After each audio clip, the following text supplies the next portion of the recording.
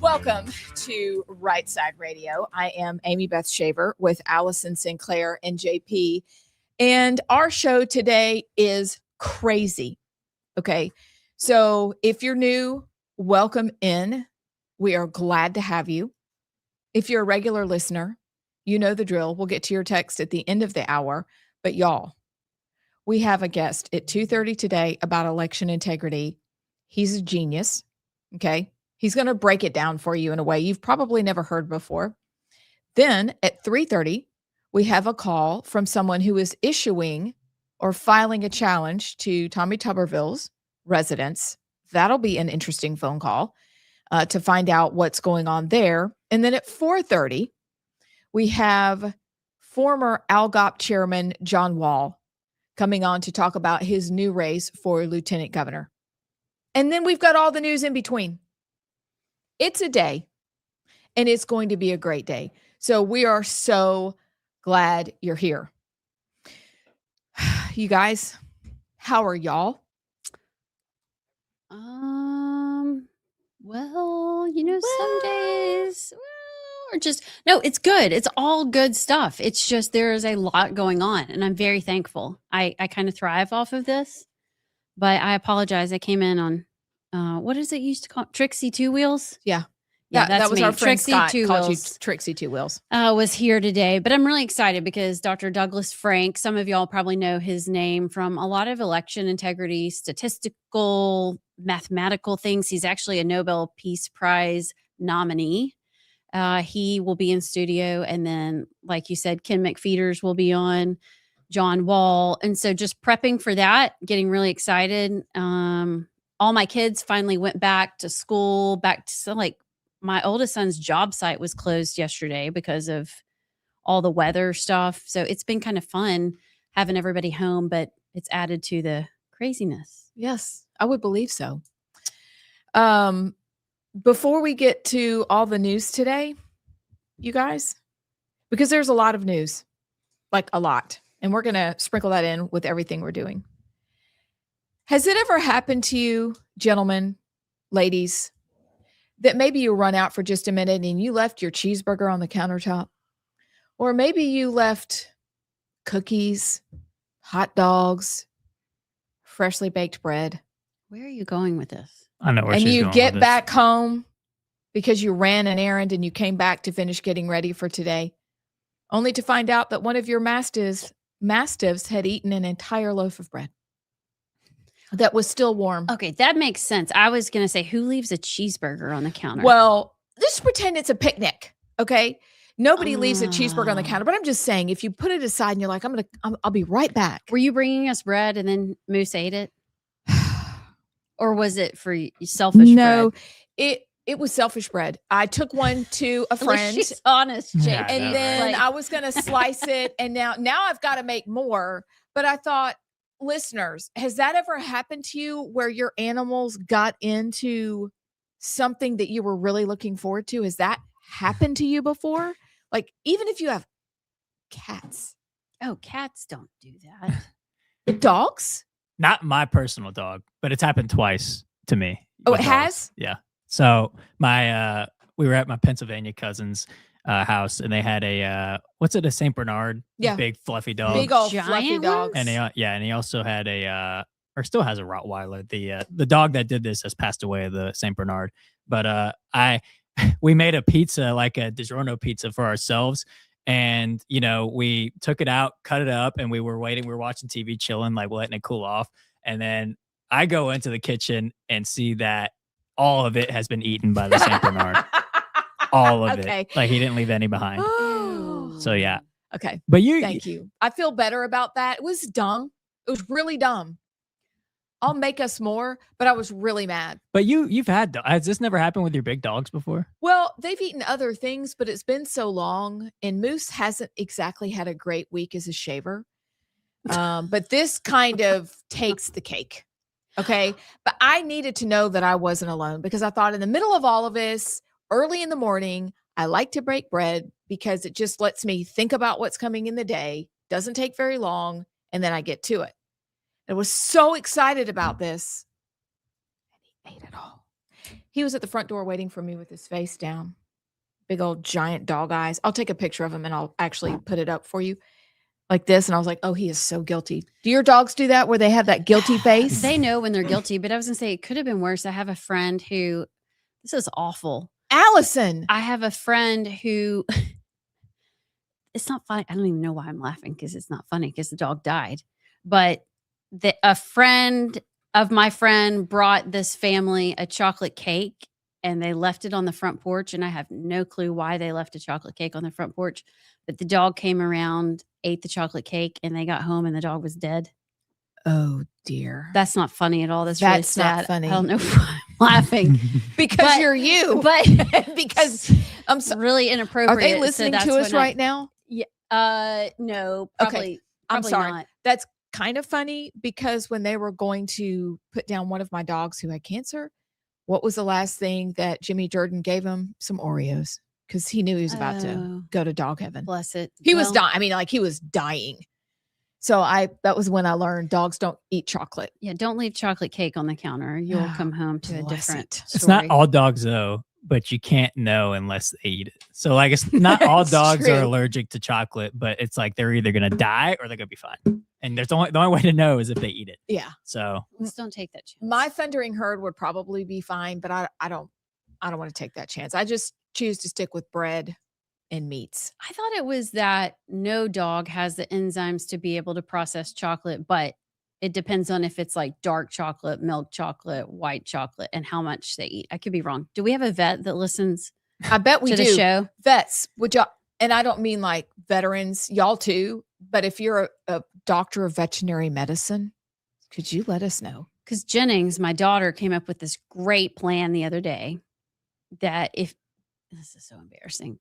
If you fed our dogs just a little bit of chocolate every day, they would develop an immunity to it. Oh, kind of, yes. And we were like, okay. I don't think that logic works. But maybe you're right, well, JP. no, I know I'm right because my family friend had a golden retriever that got into the Halloween candy and ate like all of the chocolate, and they like rushed to the vet, were freaking out, and he was fine. But that's not real chocolate. That's still chocolate. It's sugar True. plus a teeny tiny tad of chocolate. Like Reese's and Hershey's, that's chocolate. Well, that's because it's peanut butter in there. And so the peanut butter kind of made everything okay. You know, Is like that how it works? Full prepare. protein to go Yes, with the chocolate. obviously. Remember, my husband knows people's guts very well. I know just enough to be dangerous. Peanut butter's great. I'm kidding. I have no Settles idea. You know just enough about people's guts to be dangerous. It's funny. Dangerous, irreverent, and Can't irresponsible. imagine Don't what ever you hear listen to every me. night. Oh, you should hear the phone calls. Do you get pictures? No. Well, he gets pictures. I do not. I am not privy to those things. I don't know patients' names. I just know. I know more from my dad Mm. because he had funny stories. But Chris will come home with some doozies of a story. But those are usually like once a year. Everyone gather round. Or people don't hear what he says, and so they misinterpret what he says. Oh, You know? that happens to me often. Yeah. Like I have fireballs of the universe. What does that mean? Fibroids. It's like little tiny benign tumors. But they heard Fireballs. fireballs of the universe. So, I mean, these things happen. I don't know which is worse. I don't know. I don't know. Don't ever trust me with medical information at all. All You right. End up with fireballs. So thank you for making me feel less bad and upset that the dog ate the bread. I'll make us more bread. This is that recipe we love. But I just wanted to know if y'all had ever had that happen to you. It's probably more likely to happen after Christmas or Thanksgiving or 4th of July when food is just kind of everywhere. Yeah. But Our dogs are short. They're not making it up there. they're not gonna like Mm-mm. because Mm-mm. mine just stand up and they're like, oh, look, right at my level. Yeah. No, we wouldn't make it. Guys, there are 2 stories in Alabama we're paying attention to. And at some point we hope Will Ainsworth will call in. We're paying attention to the High School Athletic Association, but we're also paying attention to the refugee welfare that our friends Gary and Barry voted for, and still hoping that we can get some answers on that because we know y'all are concerned about it and we are too. And we know them. So hopefully somebody would also consider Well, letting us know where they stand. Barry Moore's coming on Monday. At least I need to follow up on that. Ta-da. We scheduled that like 3 weeks ago, Yeah. though. So I'm hoping I'll reach out today and confirm that. So maybe we can ask him just what that vote was about. Because again, maybe we're missing something. Yeah, exactly. I don't think so. I think that would have come out by now because people on social media are still talking about it. I don't know how you vote to fund welfare for refugees in America when what just happened and is happening in Minnesota, and it's coming out that it's across the country, the fraud. Did y'all see that Minnesota, that they don't alert the state when people die in their family, so they just continue to get all these checks and rake in all this money. And like, number one, where are the bodies? What are they doing with these people? There's no record of a Somalian having a heart attack or die, it's the weird, I'll look it up, but it's the weirdest statistic. So where are all these people? Mm-hmm.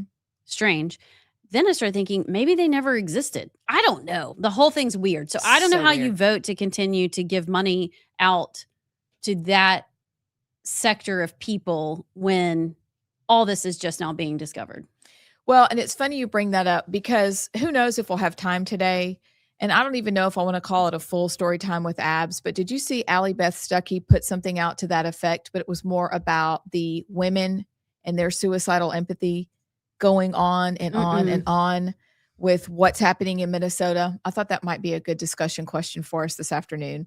But like I said, we may not even have time because we have so many guests and so much to cover. But looking at that and her response, I'm thinking she's exactly right.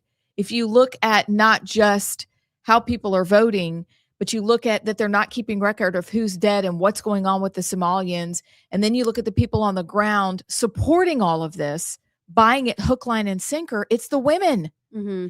It's the women, or beyond that, and that perhaps a discussion, is this question. I know we've got to go to a break. Did you see that MSNBC altered the picture of the man who was killed?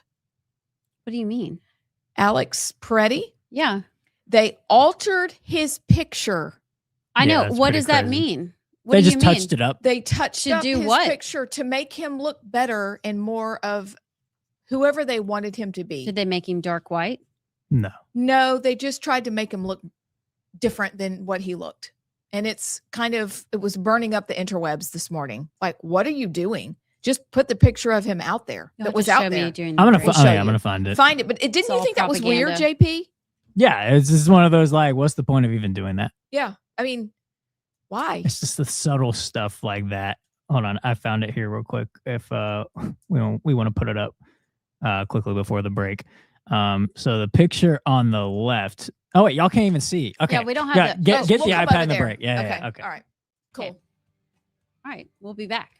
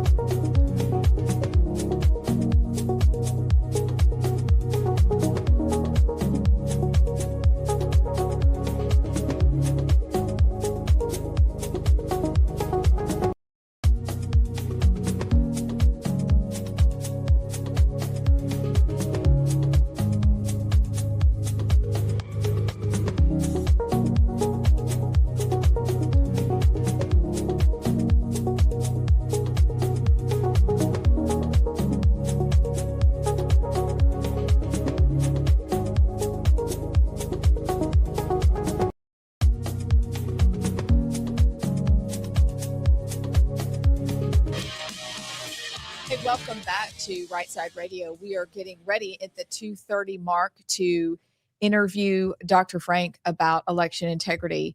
He is a genius, and I bet a lot of questions you have will be answered. He I wears can't a wait. bow tie everywhere.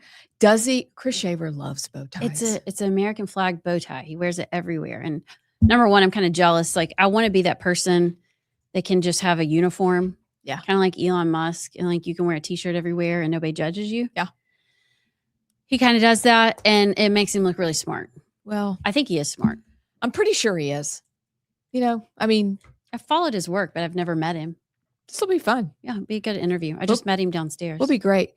So, JP, do we have text? We do. By the way, 833-687-4448 is the text line number if y'all want to let us know your thoughts. Jeremy from Madison, he said that his wife's dog ate 2 pounds of hamburger meat while he was gone 3 minutes, and his daughter was making the baked beans right next to the dog. What? She Okay, didn't I feel better. intervene. I guess not. That's funny. I don't care who you Oh, are. was it raw? I guess dogs can eat raw meat. They eat dead things. And Our breeder wanted our Cat dogs to poop. eat raw meat, and I'm like, no, ma'am. No, it it's sounds probably great in good for theory. 'em. It probably is, because if you think What do they eat in the wild? exactly Yeah. that they eat our squirrels and sometimes birds. Anyway, carry on. Okay, I'm not going to. That's too much of a rabbit hole. We don't have much time. Jamie from Come Pulaski. on, do JP. it. Have y'all- You can't do that. Have y'all know Liver King No. No. on Instagram? No. He's the guy that years ago really blew up. He's like this jack dude with a big beard, long hair, and Liver his King. whole shtick was that he became that jack just from ancestral diet, like raw testicles from bulls. No, Uh, no. Raw liver was the main one, but testicles was the other. He ate all of his food raw hamburger meat, and it was clear this guy was on steroids. So then Joe Rogan, of all people, like called him out on his podcast. Was like, this guy's clearly on steroids. And then I can't remember how, like if he took a test or something, but he had to come out and admit that his whole shtick was fake and that he had been on steroids and it wasn't the raw liver, it wasn't all that. But what's really funny is he's gone on a thing against Joe Rogan. Like he got arrested for going to Austin and wanting to fight Joe Rogan because he ruined his whole shtick. But anyways, the raw liver and the raw stuff like that, it's got a weird community. If y'all are bored, just go to Instagram, look up Liver King. It'll be insane. I'm stuck on raw liver. Yeah. What? Okay. All right. I can't even eat sushi Ew. or You know, oysters. this is why I love you. When you go out with Ugh. people and they're like, we're going to get oysters. I'm like, why? Not fried oysters. No. That's nasty too. But they'll just, oh yeah, they're great. And then put the little hot Yeah. sauce on it. And no, thank you. One of my childhood friends would drink the. No. Like drink the absolutely not. juice. Mm-mm. Oh, Hard pass. I'm going to go hide in the bathroom if you do that. All right. What else we got, JP? Roger from Madison, he sent in this picture just of his dog, and he's got like a What does he It's like a it's like a whiskey. whiskey bottle in his mouth. Appropriate. Did he drink it? I don't know, but he somehow got a hold of the whiskey bottle. He looks very possessive of that whiskey I bottle. wonder if too. he slept well that night. Wonder what kind it is. I hope it wasn't expensive. It's probably like a pappy. And we got another one here, Jamie from Pulaski, who says that we had an Irish setter that ate an entire bone and country ham off the counter, bone and all. There was not even a greasy spot, he says. What? Hey, just make them think they never saw the ham. I appreciate that. Man, that I feel so much Do better. it right. Yeah, if you're gonna do it, like, let's go. Eat the whole loaf. Okay. the I whole knew we ham. were among friends. Down all the bourbon. Feel free to share the rest of the stories. You know, if your dog likes whiskey, tell us how that goes. We want to know. But next we have a fantastic guest. Dr. Douglas Frank. What a name. Doctor. Better pull it together, Abs. Okay, I'm doing my best. We'll be back.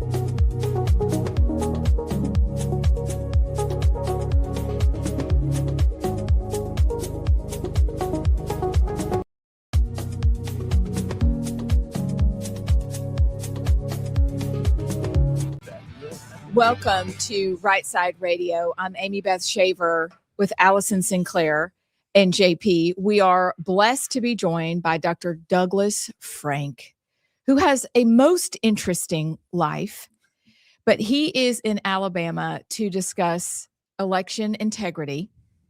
I will let him tell us about his pedigree because it's impressive. You're going to want to hear this.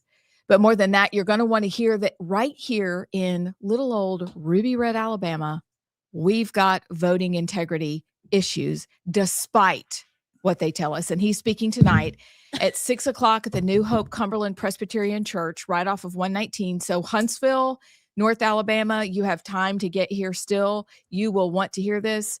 And I'm yelling off camera. Are you live streaming? Yeah.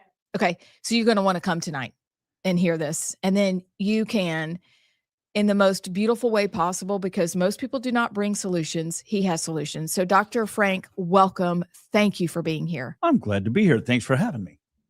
This is really exciting. I feel like we have a celebrity. Well, we do, kind of. We do. You're kind of a big deal. Yeah. Thank you. You're a physicist, but what did you say specifically? Tell us about your background and how in the world you got here. You've got money? Oh, wow. Yeah, since I know we're going to be live and people can see, I've got a visual demonstration for you. Oh, Yeah, so I was like, visual you don't aids. have to pay us for this I'm interview. a teacher. We got right? you. Yeah, that's right. We're good. So We'll tell even us give you a about bottle of water. yourself and how you got here. So I'm a physicist. I have 60 scientific peer-reviewed publications. So I'm a real scientist. I mean, I actually had an academic career. I was fortunate. I made a big discovery and it made the cover of Science magazine, Nature, Naturalist and Shopton. Big deal. I got to travel the world for about a year at all the top universities talking about my discoveries and whatnot. I got nominated for Nobel Prize in chemistry that year. So that gave me credibility. Casual. Sure. That gave me a lot of credibility, right? And so people started hiring me as a consultant, big corporations and whatnot. And so I got the heck out of Dodge. I left academics in 1996. It was just too woke for me. I was at the University of Cincinnati at the time. Oh, wow. And people are like, well, Cincinnati's super conservative. It's too woke for you. You know, Mark Twain said, at the end of the world comes, he wants to be in Cincinnati because everything happens there 20 years later. Okay, so it's very conservative, but it was already too woke for me. So I got out of there and I started my own business. I've had a couple of businesses since, lots of consulting. But really the core thing that drives me is I love data. I love taking big sets of data and go swimming in the data, I call it. Exploring, modeling. And since 1980, I've been modeling all of the presidential elections, and I predicted every one of them. In fact, I predicted Trump in 2016 was going to be elected 13 months in advance. And that's when there were 17 people in the primary. And everybody's like, how did you do that? I love modeling. It's my thing. I model epidemics. I model populations. I model sunspots. I model climate. I model abortion. I mean, I love modeling things because when you actually have data and then you model it, you can make predictions that are not opinion. You can make predictions that are based in evidence. The first election I didn't predict right was 2020. And I was lost. I didn't know what to make of it. And the state of Pennsylvania legislature invited me in to be part of an audit team. And sure enough, did we uncover so much fraud in Pennsylvania, a massive amount of fraud. So my first awakening was realizing, yeah, this fraud stuff is real. It's not just a bunch of wackadoodles. This is real. And then my second awakening was once we showed it to the legislators, I was expecting them to all say, oh, no, we got a huge problem. We got to fix it. They covered it up. Oh, wow. And that was a shock to me. And then, so I was mad at them. So I went to Florida next and they covered it up. And I went to North Carolina and they covered it up in Ohio. And I suddenly realized this wasn't a red versus blue issue. This is not a Republican versus Democrat issue. Every state in the country, and I can show you all the evidence because I've analyzed every door in this country. I've analyzed every address in this country. Our elections are centrally controlled, and that's a problem. And you have that same problem here in Alabama. So anyway, long story short, I've come to realize in 2021, I spent a lot of time with secretaries of states, attorneys generals, legislatures trying to fix the problem. In fact, I came and saw John Merrill twice in 2021. Your Secretary of State.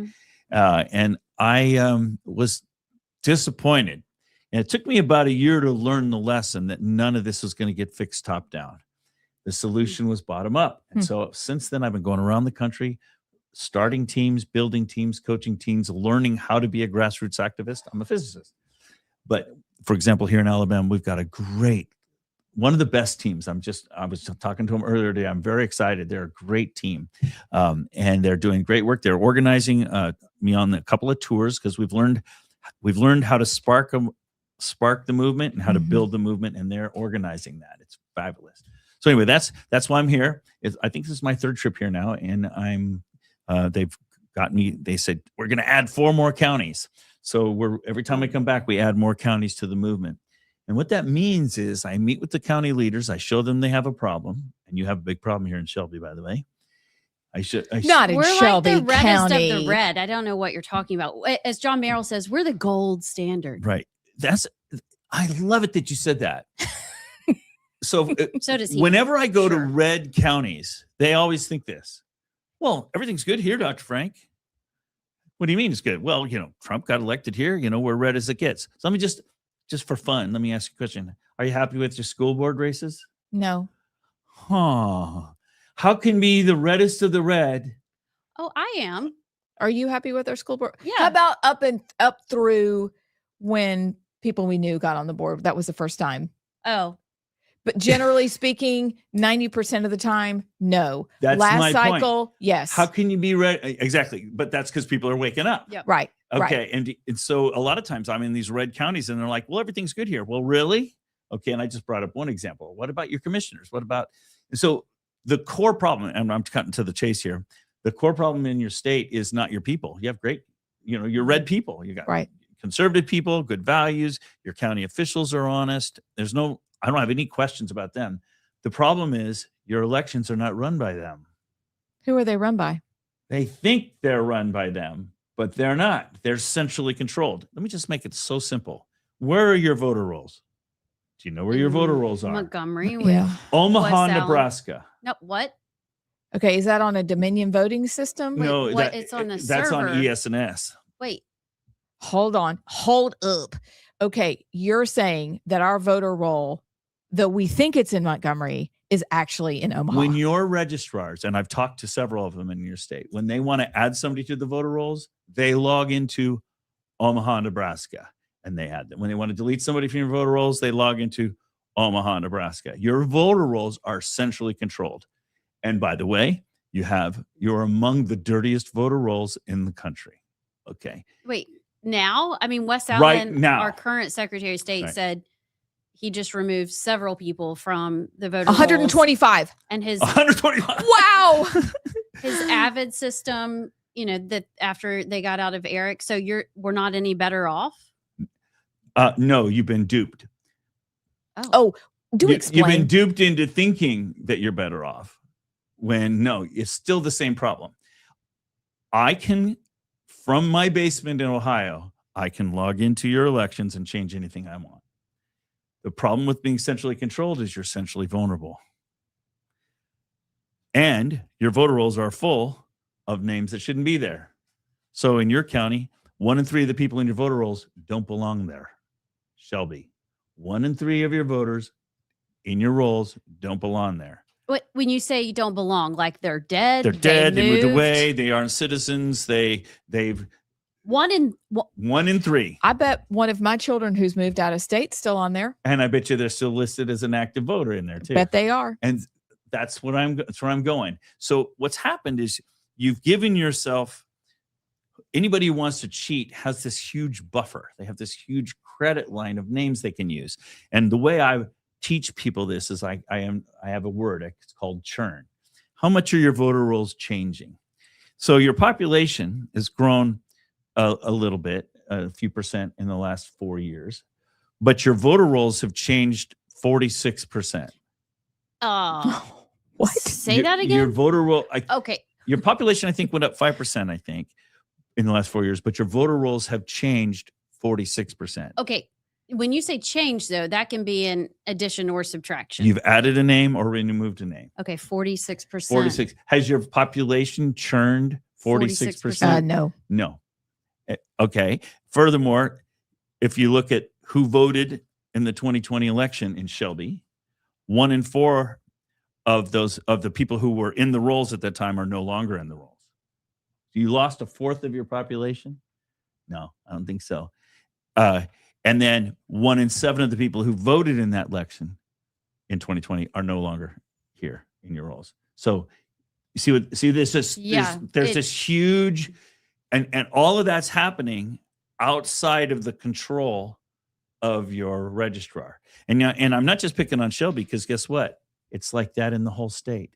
Every county is the same. So what I'm going to do tonight, when in my presentation, I'm going to show you that every county is the same. Go ahead. Are you saying the numbers across the state are the same? Yeah. Like the exact same numbers? Well, I wouldn't say exact, but they're okay. They're ridiculously Are they close to one another. statistically impossibly? Yes. How? Well, How? Because it's centrally controlled. That's the point. But how did it become centrally controlled, and when? So in this country in 1993, the federal government said, gee, we're noticing that the states have dirty voter rolls. We should keep central voter rolls so we can compare state to state. And maybe because people move out and go somewhere else and they're in 2 voter rolls. So we're going to start asking the states to not necessarily keep it centralized, but every county reports in and the state will keep a list, and then we can compare lists to clean up. Sounds good, right? And the states all said, we don't want to do that. It's too expensive. So the government said, we'll pay for it. And it's called NVRA, the National Voter Registration Act. Now, when the federal government gives you money, there's always strings. And with that money came a requirement. Well, if we're going to give you this money, we also want you to make it easier for people to get registered to vote. So, for example, if they get a driver's license, they get registered. If they get welfare, they get registered. All these sort of automatic ways to start pushing people into the rolls, which is why your voter rolls have grown way faster than your population. And I was showing you a graph earlier. I show your population in Shelby County, and I show your registrations in Shelby County. Your registrations are growing far faster than your population. How can that be? In other words, it's because there are all these automatic systems in place that are basically padding your rolls, if that makes sense. Yes. Okay, so that's NVRA. That was 1993. Then we had hanging chads. Yes. In 2000. That. And so the government said, no more hanging chads. We're going to want all the states to have electronic counting machines. And the states all said, no, it's too expensive. We're not going to do that. Besides, we don't trust them. All of Europe doesn't use them because they're vulnerable. We don't want them. And the federal government said, oh, don't worry about it. We'll set up a secure network, CISA, Cybersecurity Infrastructure Security Agency. By the way, that's one of the things Trump killed this year. Did you notice that? Because it wasn't very secure. It's one of the networks we used to hack into all the elections across the country. Sure. Okay. Do you admit that? In front of your secretaries of states, right in front of their faces. Okay. Wow. Kind of like when we put fake ballots through our machines and they all counted. Yeah. Yeah. Okay. Kind of like that. When you actually show them right to their face, you would think they would go, oh no, we have a problem. But no, they like the system this way. I could tell you lots of stories, but I'm trying to stay focused on this other thing. We got to take a break. Okay. Keep your train of thought. Okay. And then we'll get into all the stories because this is fascinating. Okay. We'll be right back.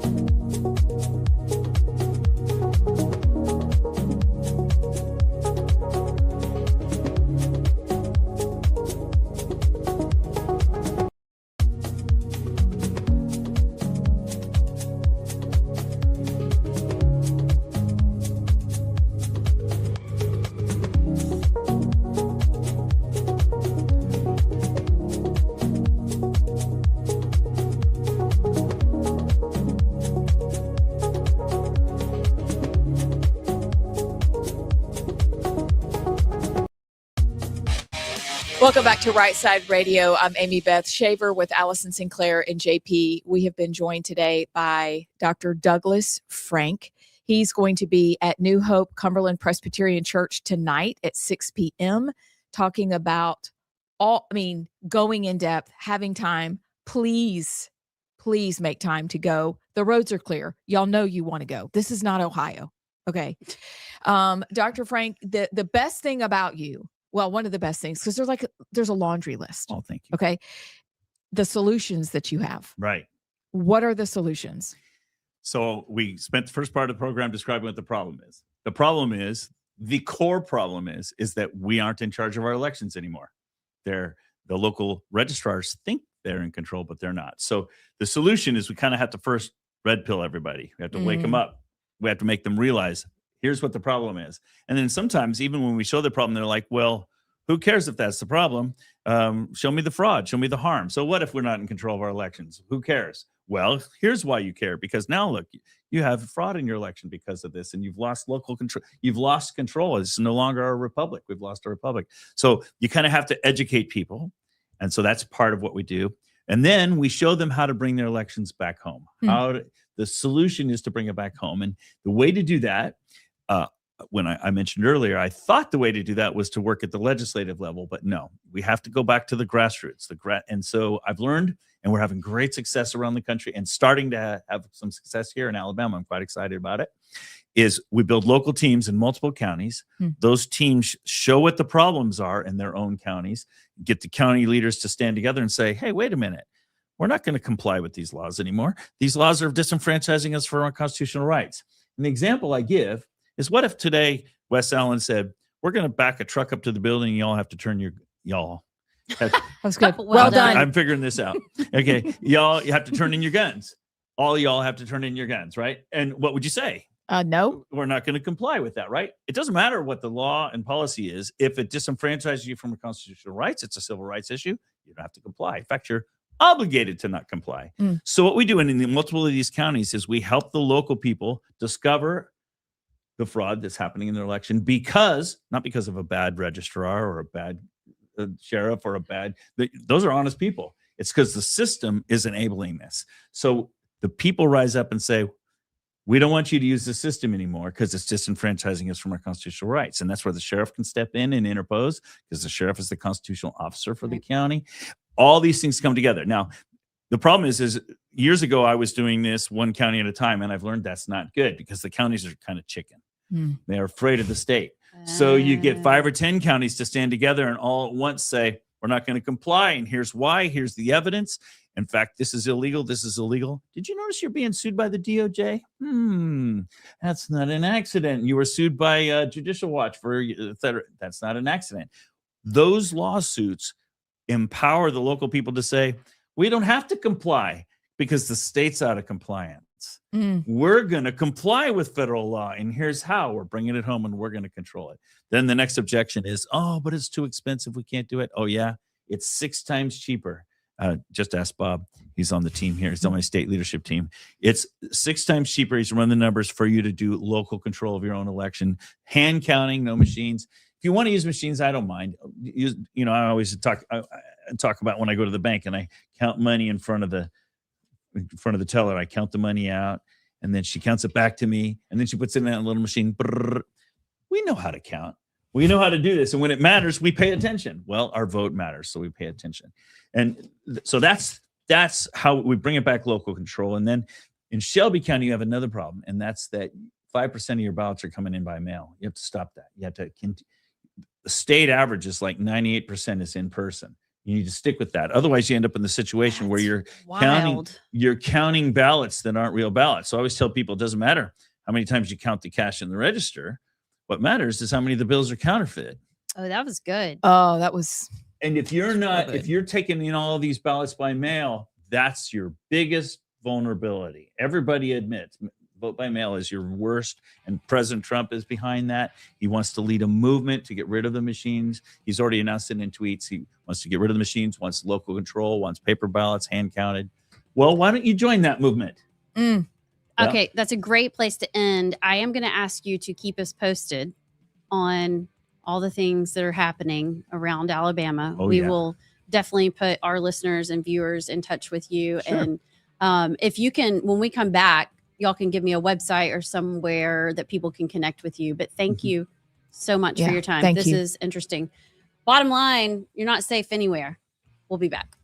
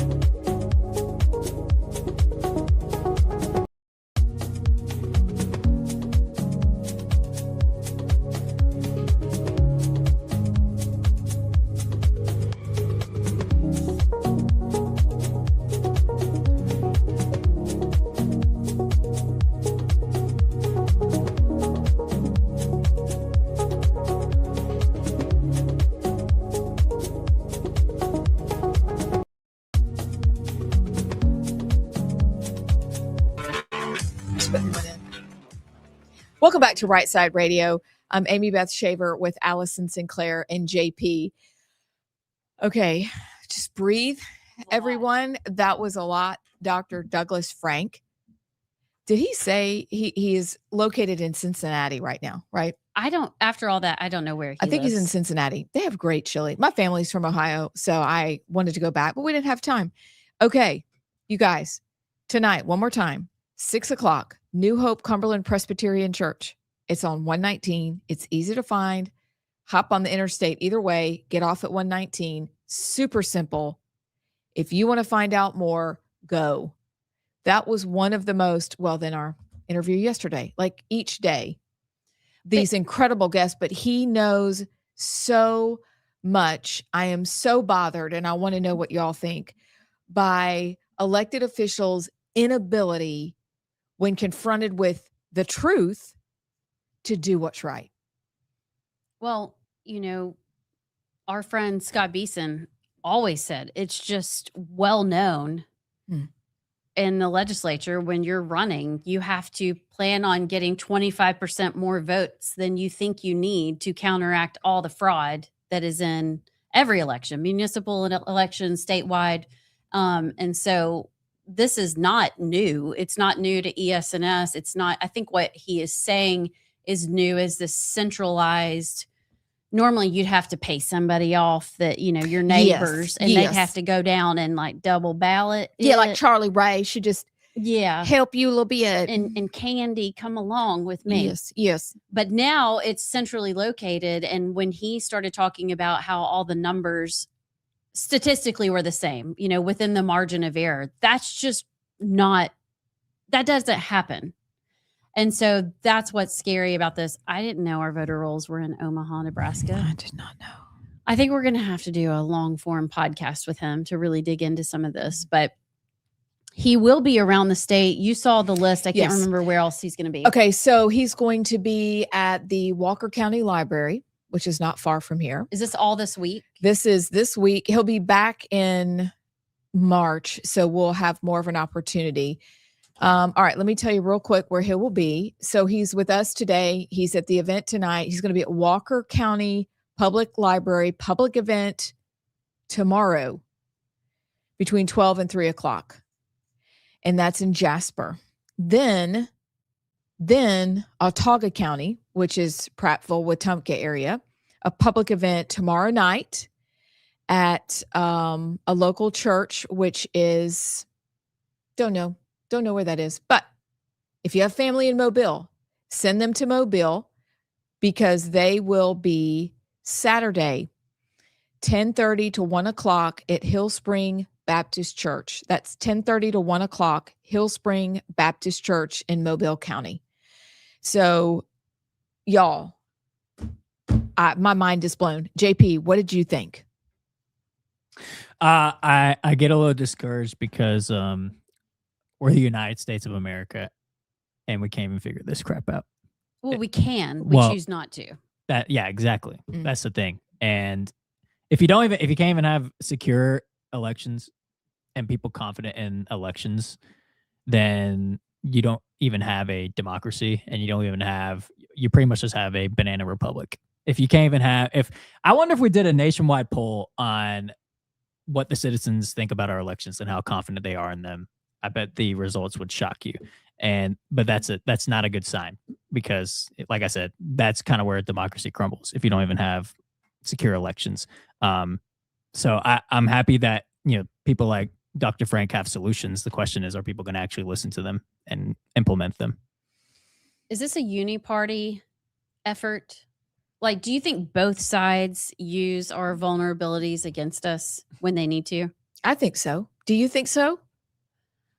Yeah. I mean, and more, especially DC. I mean, Montgomery's the same way too. I mean, I think it's why they don't want to close primaries. Maybe we should ask John Wahl about that today too. Okay. I think it's why they don't want to close primaries, because you can throw elections. You get all the Democrats to come over and vote. I mean, I think they like to have ways to manipulate the system.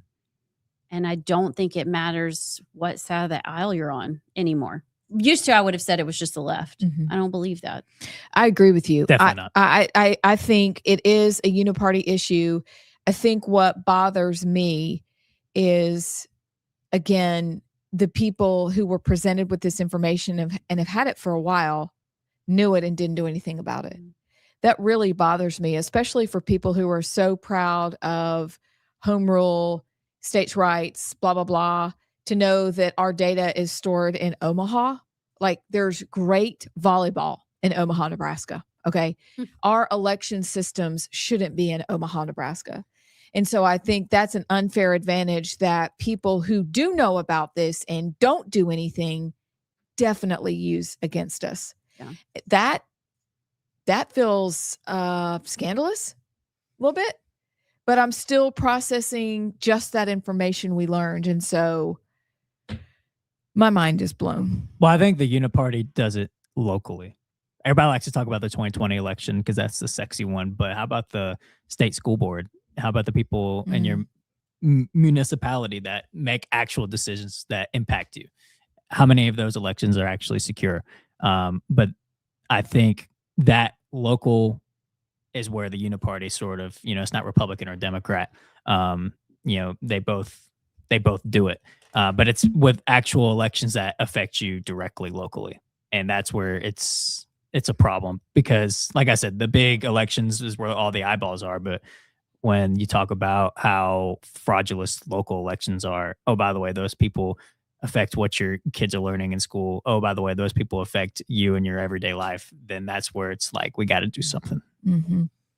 I asked him off air during the break. I said, because he was talking about how he had predicted every presidential race until 2020. And so I said, just curious. You don't have to be a physicist to watch what happened that night in 2020 to know that it wasn't right. And he was like, oh no. He said, there was nothing right about that. I was actually, it's funny. That was the first time I ever had to vote absentee because I was at the beach with some girlfriends. We just had to go. I remember. I couldn't miss it. What's funny is that year voting absentee, I was sent, do you remember this? Yes. I was sent 2 ballots. Of course you were. Yeah. Well, that's what John Merrill said. I called John Merrill. I was like, what do I do? I got 2 ballots. He's like, of course you would, Sinclair. But, that's just human error. That's just, that you're going to come across those things. It's just when you have humans involved in a system, still not good. I just sent it back. I didn't fill it out. I wanted to, but I didn't because John Merrill told me he'd have to put me in jail. It's like, okay. It was just a joke. It was just a joke. But anyway, this systemic part, that is not human error. And we all sat and watched that night at the beach with my 2 ballots.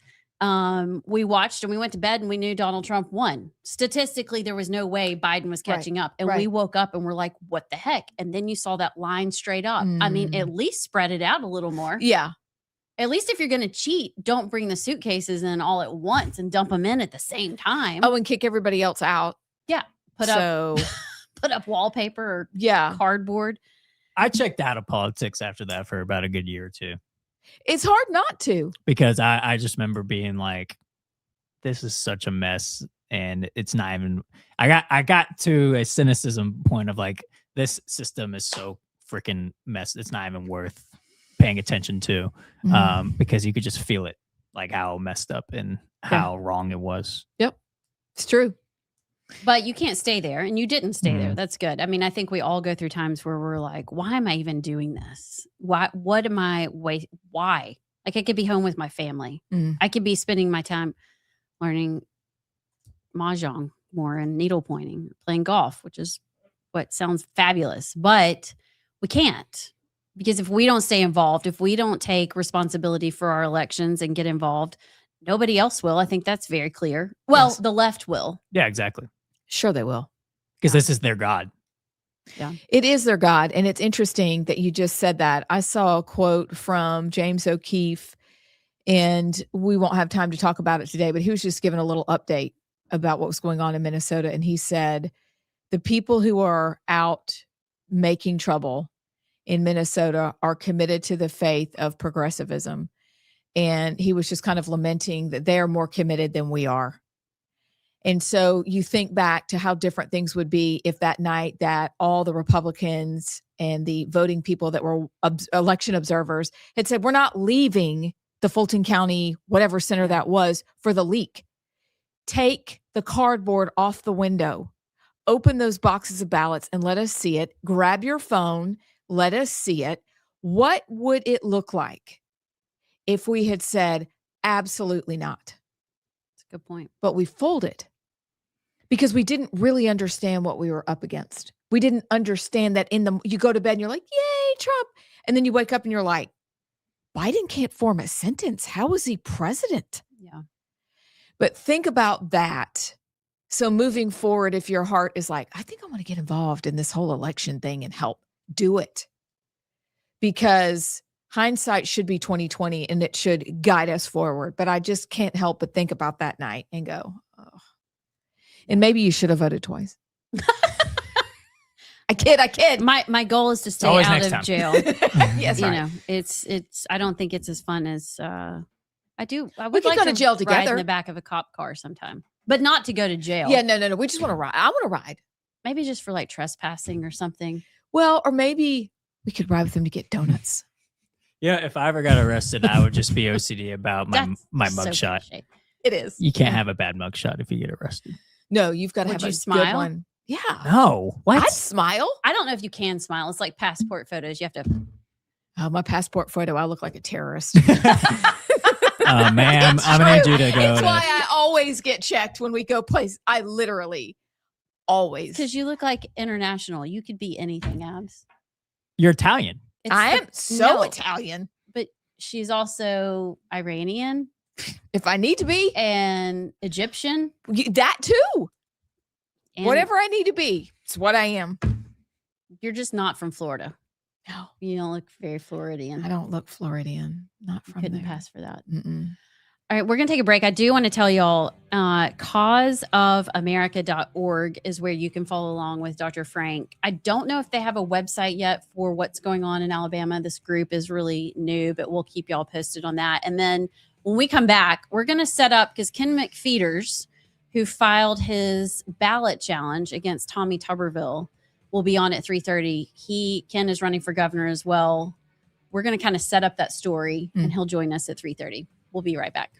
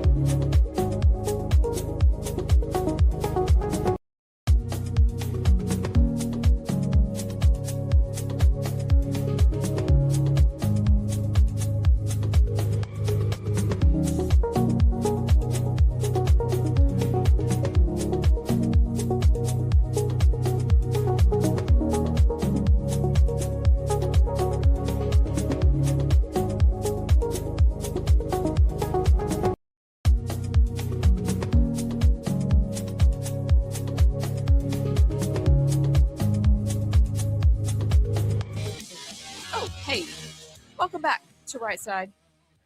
I'm Amy Beth. She's Allison. He's JP. And we were talking, and I didn't put my other We have a ear. show to do. Yeah, but I know. No. Oh, sorry. And her Don't phone know. is playing. Casey DeSantis is talking on my phone. I didn't invite her to do that, but it happened. She's so cute. She looks like a little pixie. She is a doll. Are they getting her out in front of things for a Senate run, for a run for I thought she governor? was going to run for governor, but I don't think so. You know, not Lurleen Wallace style, because she's really smart. Oh, you know what I heard today? What? This is some gossip, maybe just gossip. But somebody that's connected with DC told me that President Trump is thinking of replacing Pam Bondi with Ron DeSantis. I hope that happens, because Pam, strongly worded letter, Bondi needs to find a new job. I'll make sure he pays attention to my strongly worded letter. God. Doggone it. I had such high hopes for her. I am I very disappointed. You didn't? You knew? You knew that? Okay. Why? Whatever. Why? What did you know that we didn't? Wait, she's from Florida, so that would like be weird. Can I be misogynistic for a second? Yes, please. I don't think that is a woman's job. That's not misogynistic. I don't You think just they don't have think the that- backbone to do what needs to get done in that role. I don't disagree with you. So, and especially with all her Fox News Barbie appearances. Hey, look, her and Christy Noem are in the same club. Don't judge them. Well, I mean, Christy Noem's Just 'cause position. they look like Barbie doesn't mean they can't do a job. Christy Noem's position is a little bit different, but when you're the chief law enforcement officer in America, I'm sorry. Christy Noem also kills puppies. Yeah, you need a Matt Gaetz. You need a guy that Slightly unhinged. you may not want him to babysit your kids, but go and do whatever you want him to Not do. your 17-year-old Yeah. daughter. Yeah. You know what I mean? So, Yeah. No, I don't disagree. I think you're right. I think there are certain positions where if she were going to be a female in that role and do her job, she needs way more bravado and confidence, and she doesn't have it. I think she wants a show, and she's going to get a show. She did great when she was on Fox, but just because you're great on Fox doesn't translate into being great at this powerful position. So we need to replace that ASAP. I was ashamed by the strongly worded letter. I know we all were. Allison. by the way, sorry, quick implant too. Apparently, the DOJ has backtracked on its charges for Don Lemon and the other couple of. What? So Okay, we're going to have to pause and Pam talk Bondi's about department. that at 4:00. Allison, Yes, can you ma'am. please set up what is going on so that we better understand Ken McFeeters and his challenge? I'm going to boil it down really quickly. Okay.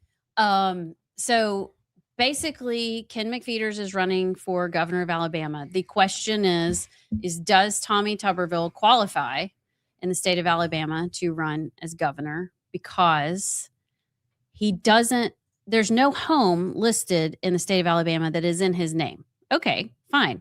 Like, I think we have houses that are in our names, not in our husband's name. So, but you have to have resided continuously in the state and be domiciled there for you to run as senator. You have to be like 37, 7 years continuously before you qualify to run. And domiciled means, I looked this up, it's like you have to reside there at least 9 months out of the year or something like that. The other question is people have asked for his tax returns where he paid income tax in the state of Alabama. He has not produced those. So what you do right now, Tommy Tuberville and Ken both have qualified. That means the Republican Party has seen that they are qualified to run on the ballot. Just now, about an hour ago, Ken McFeeters dropped and filed a ballot challenge challenging Tommy Tuberville's residency to get him kicked off the ballot.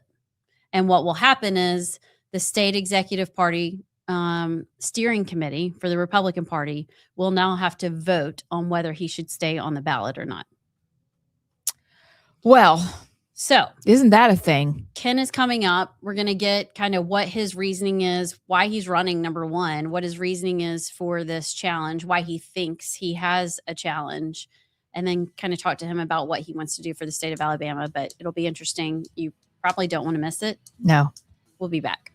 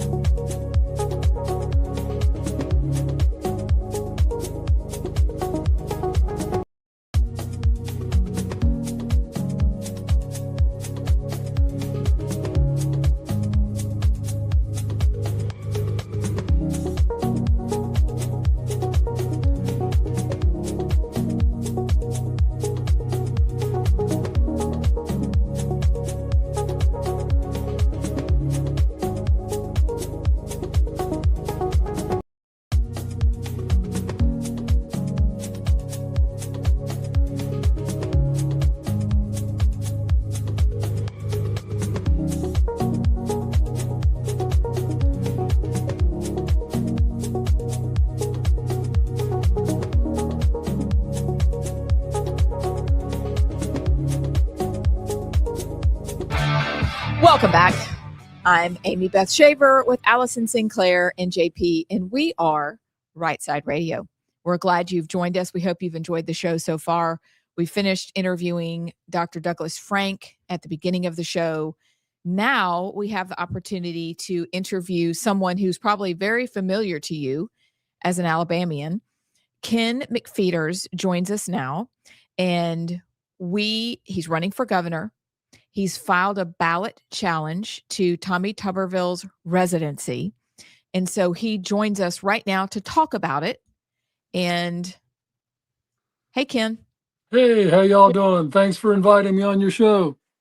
Well, we're so glad you're here. Thanks for taking the time to talk to us today. Before we get started into any of the ballot security issues, would you mind telling our audience who you are and, about your run for governor? My name's Ken McFeeters. I've been in Alabama since 1971, started a business here in 1981 with my family. Been doing that for 45 years and in the insurance business, and we've got 3 offices. And been involved in statewide politics through my industry. Spent a lot of time down in Montgomery not getting paid for it, but trying to lobby the folks down there for my industry, the Alabama Independent Insurance Agents Association, which is just a group of small business owners that try to make sure the government's not going to hurt us because they can. And they do. And there's a lot of folks down there that try to legislate themselves money, and they can. And so I saw intimately how Montgomery works. And I've been down probably about 25 years. And when I first went down, it was all the Democrats. The Democrats were in charge from Reconstruction until 2010. And from 2010 until now, the Republicans are in charge. But a lot of the folks that were in charge when the Democrats were down there in charge are still in charge now. The Republicans are down there. And it's just, we need someone that's actually going to do what's best for the people. The people don't have a whole lot of voice in Montgomery. And we need to. We've got, because the national stage and international stage has gone insane. So we've got to do something locally about our freedoms locally. And there's a lot of our freedoms that are being taken away right now. As for Tommy Tuberville, he's been a state senator for 6 years. He could have been up in Montgomery working on the Patriot Act, repealing that. But no, there's Palantir, and the big, beautiful bill that he wanted to get passed so bad is going to fund Palantir using Gotham software and all these little AI data centers they want to put everywhere.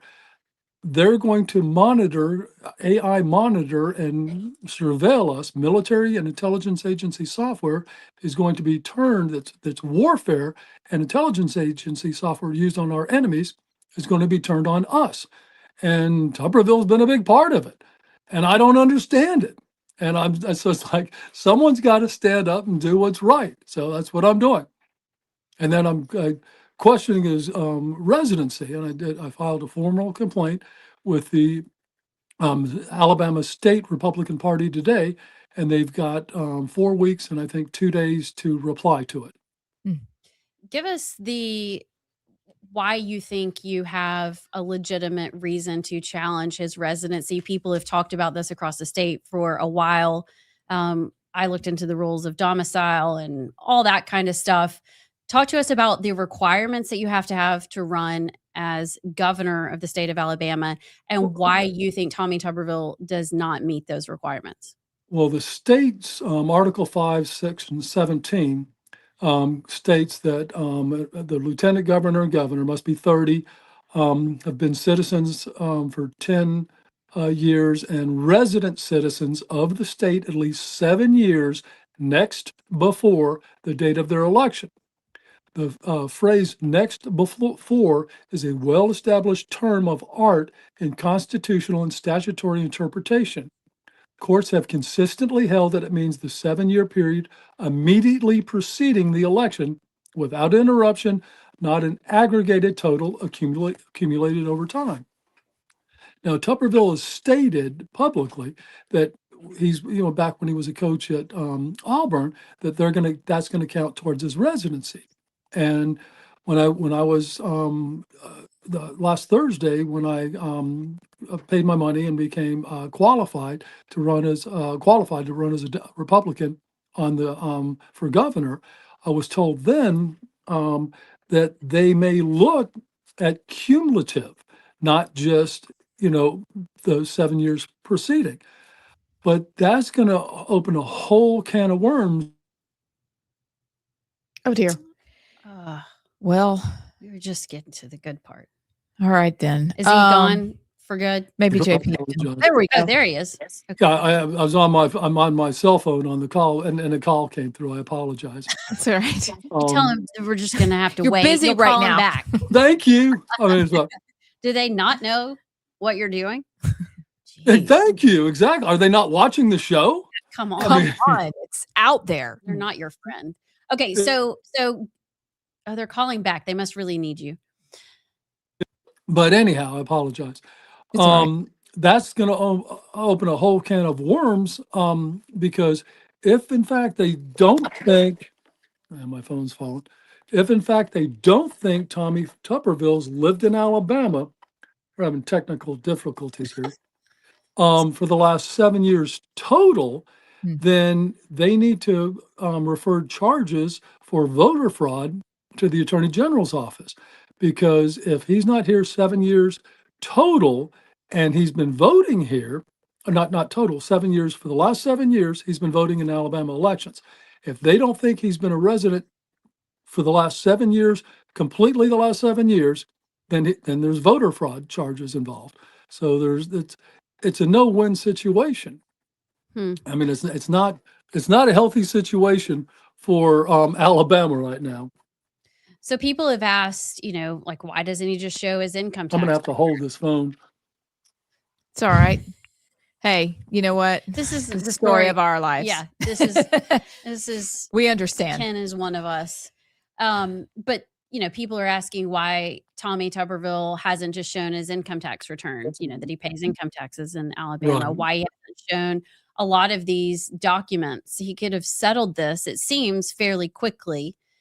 But what are you asking the steering committee to do? How can they remedy this to your? Well, I don't know. I mean, it would be nice, and the question's been out there for a long time, and I don't know why he doesn't just address it and release his income tax. And also, the flight logs are going to, and they're all available online, and I'm getting all those together now. The flight logs are going to be his Achilles heel, and that's probably what's going to take him down. There's two ways. He gets reimbursed for all his flights to and from home by the Senate, but the Senate only will pay you to fly home to your home state and not to another state.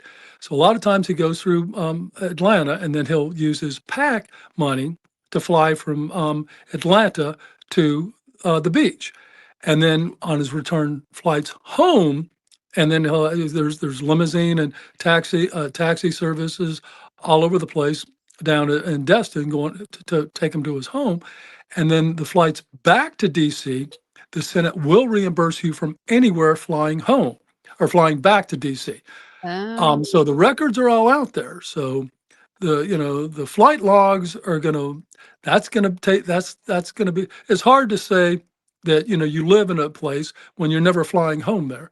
And the only times, or a lot of the times when he is flying to Auburn, is to a football game or his golf tournament. So it's not, and I mean, come on, if they think we're stupid, and unfortunately we're not. I mean, Alabamians, and me included, are not as stupid as we look. If I owned, and everyone I know, I've asked this question, if I owned a $6 million beachfront property, beautiful home that I've worked for, owned a nice house at the beach, and my son had a house in Auburn, it's not in Tommy Tuberville's name, it's his son's and his wife's name, would you live in your son's $300,000 house in Auburn if you didn't have to go to work at Auburn? If you were a coach there and you had to go to work the next day at the football field, you would live in Auburn. But if you didn't have to go to work there the next day, where would you live? Your beach house or your son's $300,000 house in Auburn? You live at your beach house. I mean, no one's that stupid. And he cannot, and the Alabama steering committee has to know that. It's like, come on, you don't expect us to believe he's living in his son's house with his son and not in a $6 million beach mansion. I mean, it's crazy. And it's not illegal. I mean, that's the thing. This is difficult because I just started thinking, playing devil's advocate with what you're saying. And I'm just thinking out loud. I'm like, well, okay, what if he flew to the beach, but then drove to Auburn? Yeah. You don't know that. And then I thought, well, there will be records though. Yeah, it's not illegal to own a second house. So they're going to have to go through and prove all this, which way more. There are records and things like that. And I didn't think about the Senate paying, because they will pay for you to go to and from. That will be interesting to see. What happens on say for just conversation's sake, Tommy Tuberville is kicked off the ballot. What happens then? If he's kicked off the ballot, then there's 2 Republicans left, and we'll fight it out. One guy signed up at the very last. That's not the problem, because then you're going to get a people's governor that really cares about Alabama, that's conservative, and is not. I don't want to upend the apple cart. I'm not at war with the powers that be in Alabama. I'm not at war with trying to get other people, government contracts or taking $100,000 contracts from people that. I mean, Tuberville's taking multiple $100,000 donations. I mean, if you do that, normally you're going to have to, you're going to pay somebody back for that. I'm not doing that. So I'm not also going to upend the apple cart. We need the people that run Alabama to help us get what I want to get done in Alabama. And that's to redo education 100% top to bottom, to get it away from the Rockefeller controlled educational system that's not educating our kids. We got to rethink medicine, and we've got to become food independent. All the craziness going on the federal level, our monetary supply that's consolidated power in the food supply. Our food supply is owned by the same companies that produce all the vaccines and the pharmaceutical products and the medical care. So the foods that are making us sick, we're being treated by the same companies that own the cure. It's insane. But Alabama's got to be food independent, and we need the people that are the movers and shakers in Alabama to help with that. And I don't understand why we're not. And I don't understand why, the establishment is backing a guy that wants to use AI surveillance programs against its own citizens. So hopefully some folks are going to wake up. But the problem with, if they don't take Tommy off the ballot and he becomes the nominee, and then they sue and it goes to court. And right now it's just kind of a wink and a nod, especially if you're a establishment person. I would just let them run it. What is, and even though the people, the Republican voters in Alabama, like me and most of the people I talk to, the voters, the regular guys, they know there's a two-tiered justice system, one for the connected and the powerful, like Tommy. He doesn't have to live in Alabama. He can still run. He's got an address for convenience. So, oh yeah, that's where I live. It's my son's house. That's where I live, and I can run, even though he's scoffing at our Constitution. We know that, the people of Alabama know, but I mean, come on, Alabama Republican Party, do what's right. We know he's living at his beach house, as we would, as any sane person would. So, I mean, it's not, he doesn't live there. And, or whatever what is, you remember the Clinton thing. Y'all are old enough to remember that. What is. Yes. I mean, that's, what is where I live? But what I've always been told is where you lay your head. And he doesn't lay his head at night in Auburn. And I wouldn't either. Well, Ken, thank you. Yeah. Ken, thank you so much for coming on with us today. And we will be following this along closely for the next 4 weeks and 2 days to see what happens. And happy to also hear what you are for as you're running for governor. And we'll check in with you real soon. Yeah, I would say, though, if they don't take him off the ticket, we'll probably have Doug Jones as our next governor, because they don't get to replace him if a court takes him off the ticket. Doug Jones will probably be our next governor, and will be ruled by a Mountain Brook liberal. And there's nothing worse than a Mountain Brook liberal. That'd be horrible. Don't we know it? That would be bad. What's your website? How can people find out more about you? Ken, Ken, and the number 4. So ken4gov.com. And I'm Ken for Gov on Facebook and X. And I don't do a whole lot on X, but Facebook and Twitter. All right. Great. Thank you so Thank much y'all. for joining us. Keep us Thank you. posted. We appreciate you Thank you. joining us today. We'll be right back.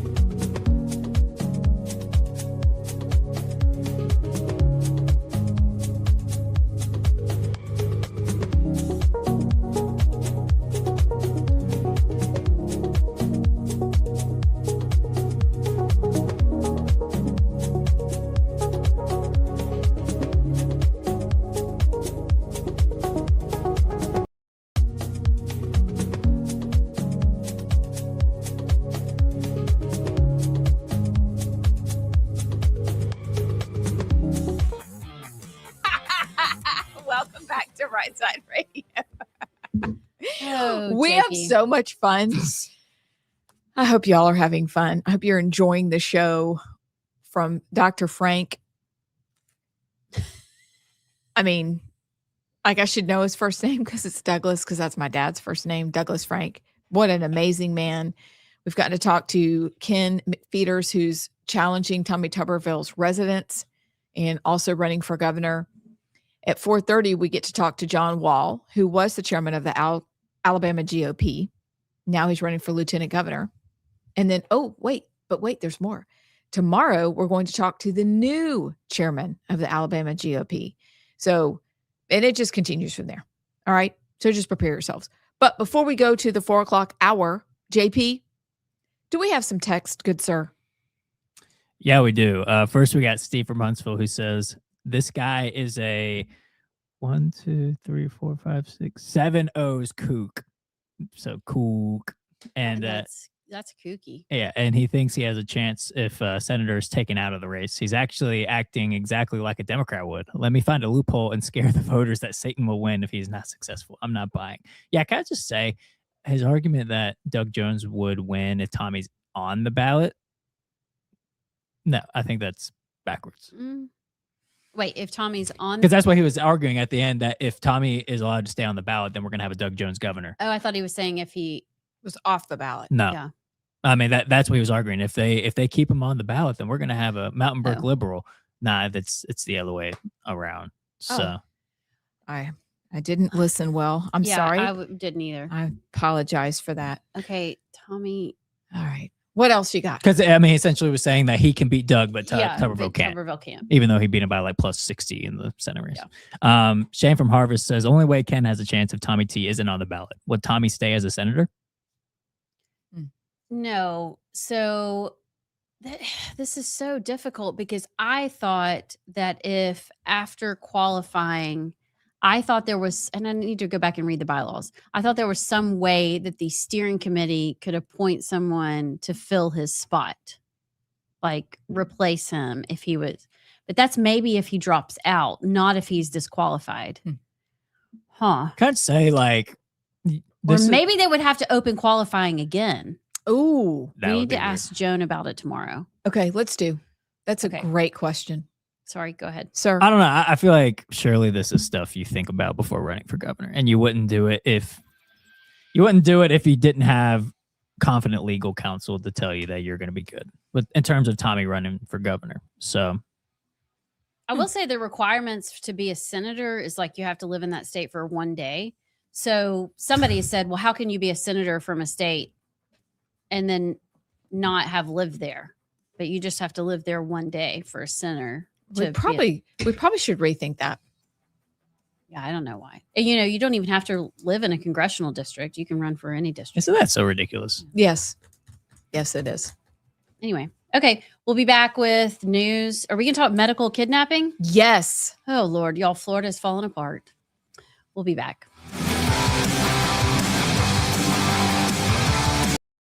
I want to remind you, Inspire Advisors is one of our sponsors, and they are doing amazing work. Look, I know this audience. You're the kind of folks who believe in standing up for your principles. You're good stewards of what you have for resources. What if the companies you are investing in, though, don't reflect your values at all? Well, that's why you need to meet Paul Breyer and his team at Inspire Advisors. Inspire Advisors, experts in the field of biblically responsible investing. Look, they can help you grow your bottom line while also being proud of what companies you invest in. Inspire Advisors. You got to check them out. Here's their website, www.moneypatternwealth.com. That's Inspire Advisors, www.moneypatternwealth.com, and tell them you heard about it on Rightside Radio.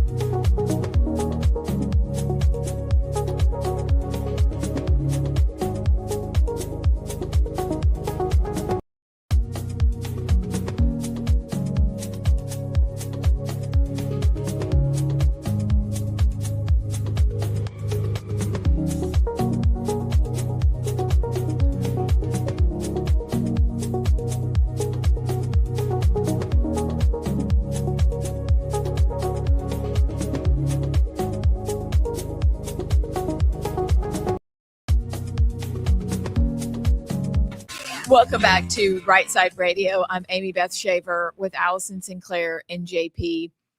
And you may have heard about this topic before, or maybe not. I first heard about this. It was really kind of a story. There was a hospital where Will was born in Florida. And a couple years ago, a child was medically kidnapped. It's ironic that this happened in Florida. I mean, it's crazy because when we lived there, we only lived there for 3 years. Things happened. Broke a bone.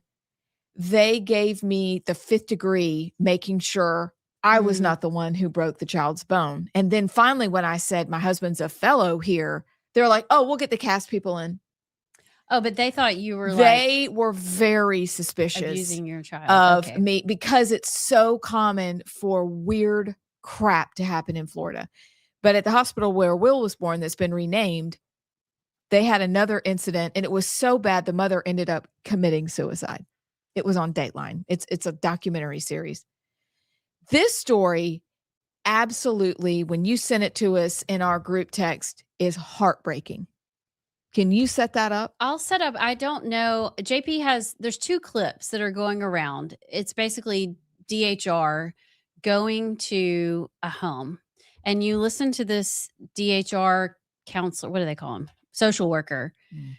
This child has cystic fibrosis. This DHR worker goes to the door, knocks on the door, and is speaking to the mother, basically telling her that the state is coming to take her child because she will not adhere to the doctor's recommended treatment for her child's cystic fibrosis. So is that the clip you have where she's at the door? I've got both clips. Oh, you've got both clips. Okay. Then the second clip is once they're inside, and what you're hearing is this DHR counselor talking to the mother and getting instructions for how to give the daughter medicine. And I mean, it is the most heartbreaking. You just have to listen, and we'll talk about it on the other side. So start with the one at the door first. Yeah. We've been pulling records from everywhere. Okay, so here's what's going to happen today. All right, and you need to yourself. We are taking Kinley with us. Okay? Now, you can handle this one of 2 ways.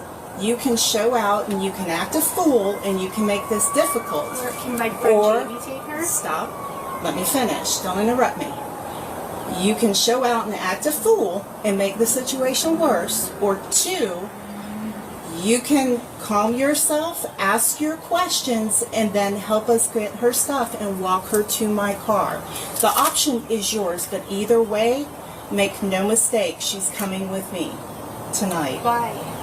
Because of the treatment you've refused and because of the doctors. I'm not refusing treatment. Don't interrupt me. That's twice.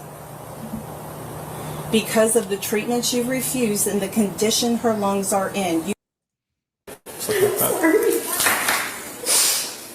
So once this is punctured, it has to be refrigerated. Okay. So it's 2 milliliters. There's 4 milliliters in there. Okay. And then Is this a shot or does it go in the machine? no, it goes in the nebulizer. You Okay. mix 2 milliliters with that and 2 milliliters of this. Okay. And then once they're open, they have to go in the refrigerator. And then Okay. if I give you a bigger bottle, if I find a bigger bottle, they're only good in the fridge for 4 days They just clear up when after they they're end up. punctured. Just went away as an Otherwise, they adult. don't have to be refrigerated. Okay, sounds good. You need me to write this down? It would help if you could.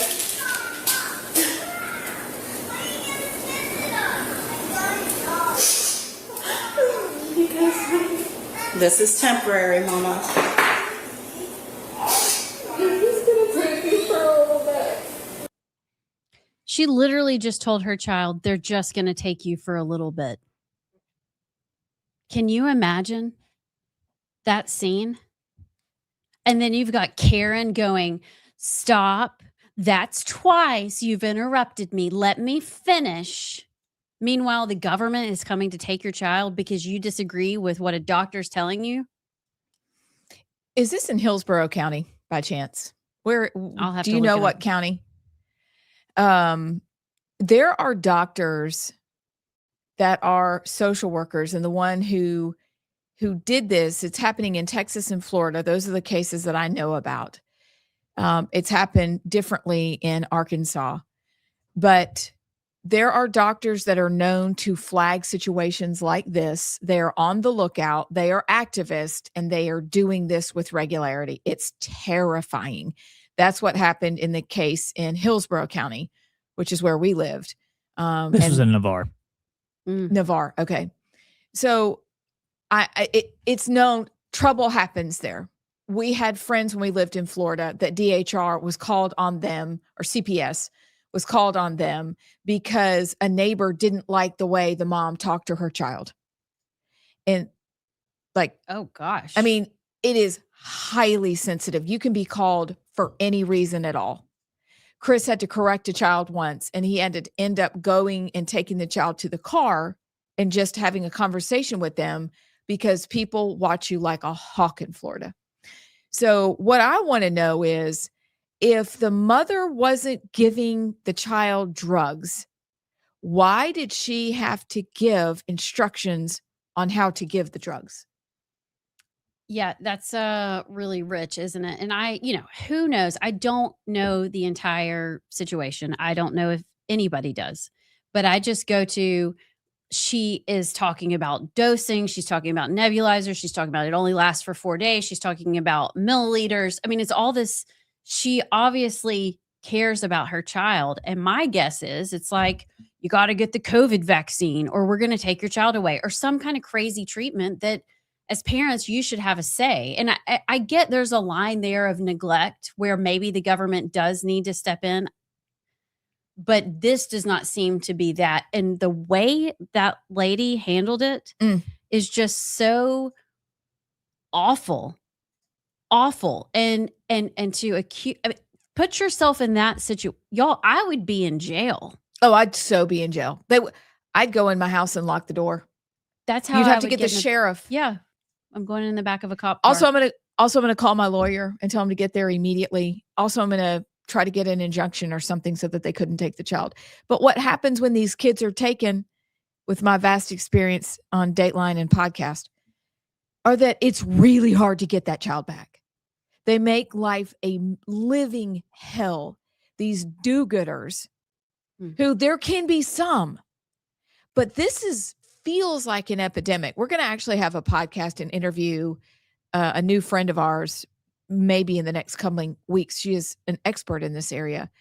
But that's what's always bothered me, is not only can they come in, that social worker talked to the mom like a dog, wouldn't even let her ask the questions, then shamed her when she did have one. And then beyond that, we got to follow the story, because when are they going to get that baby back? It's just temporary, Mom.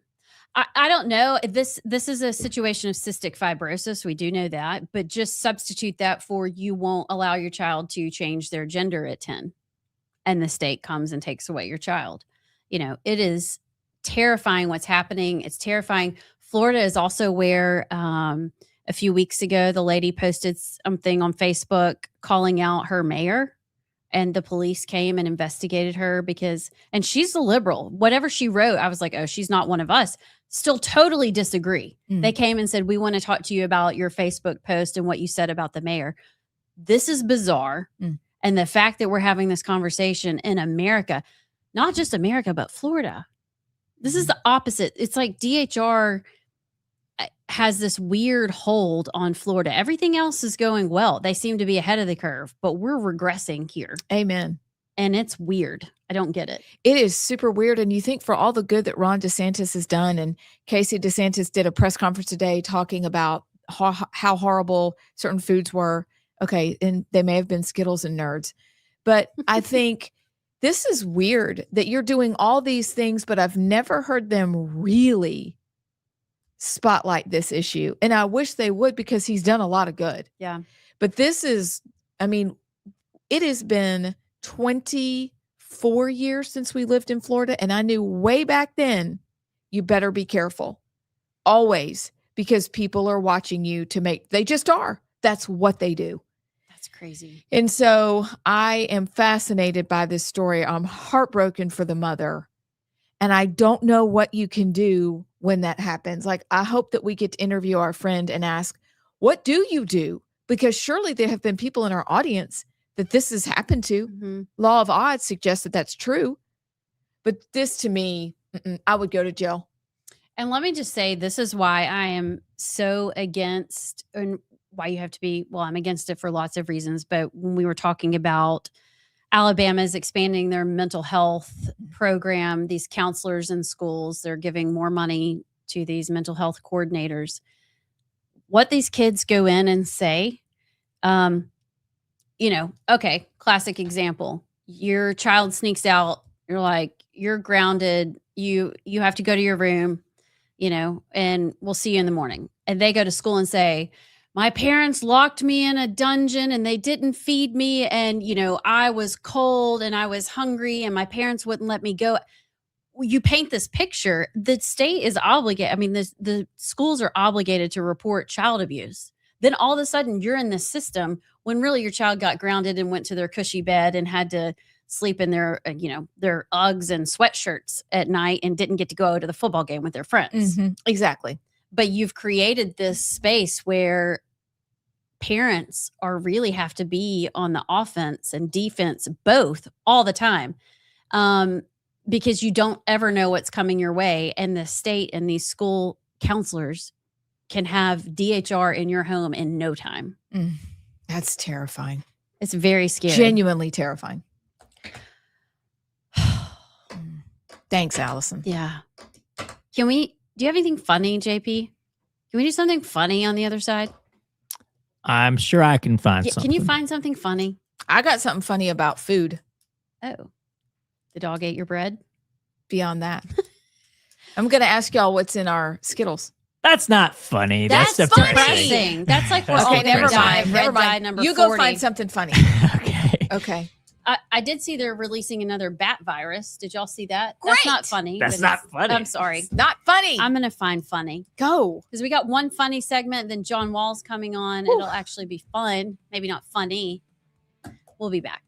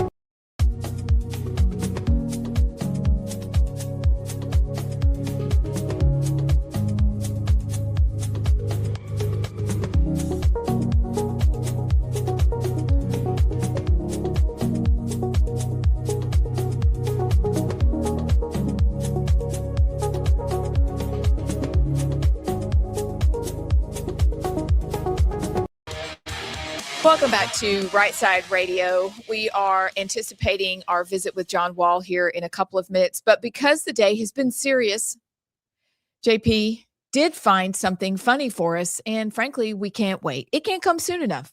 JP. So did y'all see Louisville PD's what? I'm already laughing. I don't know. Did y'all see excited. Louisville PD's Twitter account during the storms this past or this week? No. Kentucky? Yes. That Louisville? Louisville? Yeah, the Louisville the Louisville PD Twitter account. So it all started with this tweet by them that said, if you want to go do donuts in a parking lot in the snow, that's between you and Jesus. We're tired. That's good. But then it just kept going on and on and on. And it said, here's one. 211 Baker just told the dispatch he was, quote, temporarily humble. Bro, you're stuck in a ditch. We're on the way. Here's another one. Officers are trying to stream the Rams Seahawks game, but these Ultimas keep hitting guardrails. Knock it off, people. We're done for the night. That's so good. So now, and then it got to a tweet that says, HR has requested our social media team to meet with them at 0800 tomorrow. Bro, that's way too early. We're sleeping in anyways. It's been a long weekend. And then here's another one. It says, apparently, quote, brushing off HR isn't an option. Wish us luck or don't. And next, good. breaking, HR has set a meeting with the social media team today at noon. Chat, are we cooked? But if you just keep going on and on, really good. it's all of these, like, here's one. If your car is stuck, stay put. An LMPD officer will be along shortly to push, pull, lift, or drag, or simply judge you. That. I want these people. Carry on. I just want these people. They're funny. What else? To the driver on Watterson that's driving like they have star power from Mario Kart, we're starting a tow truck your way, sir. We know it's coming. That's good. It's just the whole weekend was this Louisville PD. So this is clearly a bit, right? Or did some social media person? No, surely they just got Let's move to bored. Louisville. Do y'all follow Gulf Coast severe weather and tropics? No, but I am No. going On to do it Facebook? now. It's Is it a so hoot? funny. So like 3 hours ago, this is their post. Good afternoon, you snow thirsty forecast check-in hormone heated gremlins of the southeast.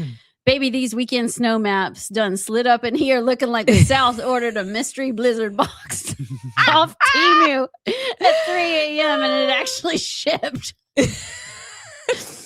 Models screaming 6 to 12 inches. I mean, it's so funny. But you actually get the weather. It's just. Good morning, you freezer burnt toaster strudels.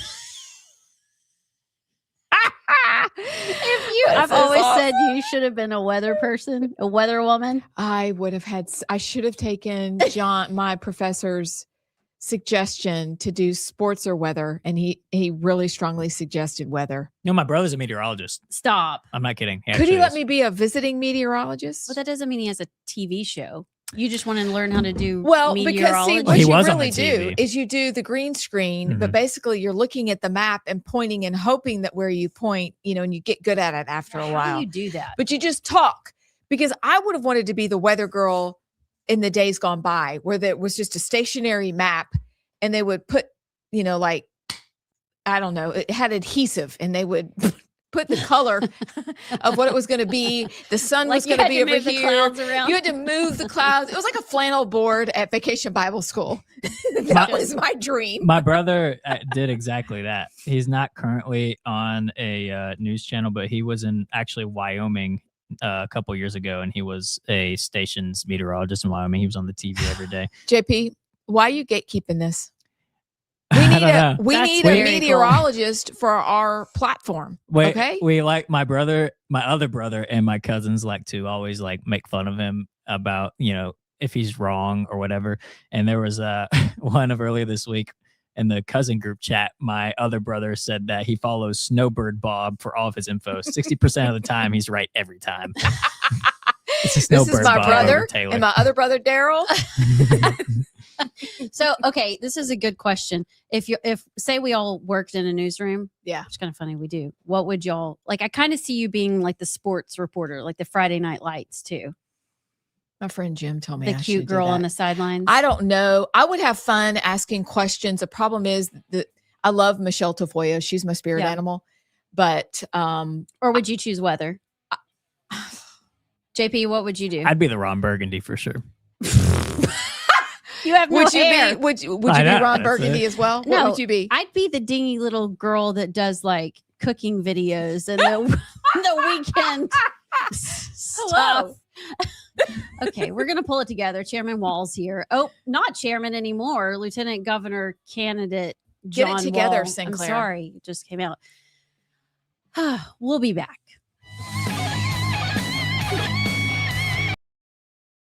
Hey, my friends, Phil Williams here. You've heard me talk about Inspire Advisors, how Paul Breyer and his team at Inspire Advisors will help you grow your investment portfolio while also screening out the companies that don't stand for conservative Christian principles. Look, they are experts in what is known as biblically responsible investing, and they are now offering a limited opportunity for a free class on that BRI.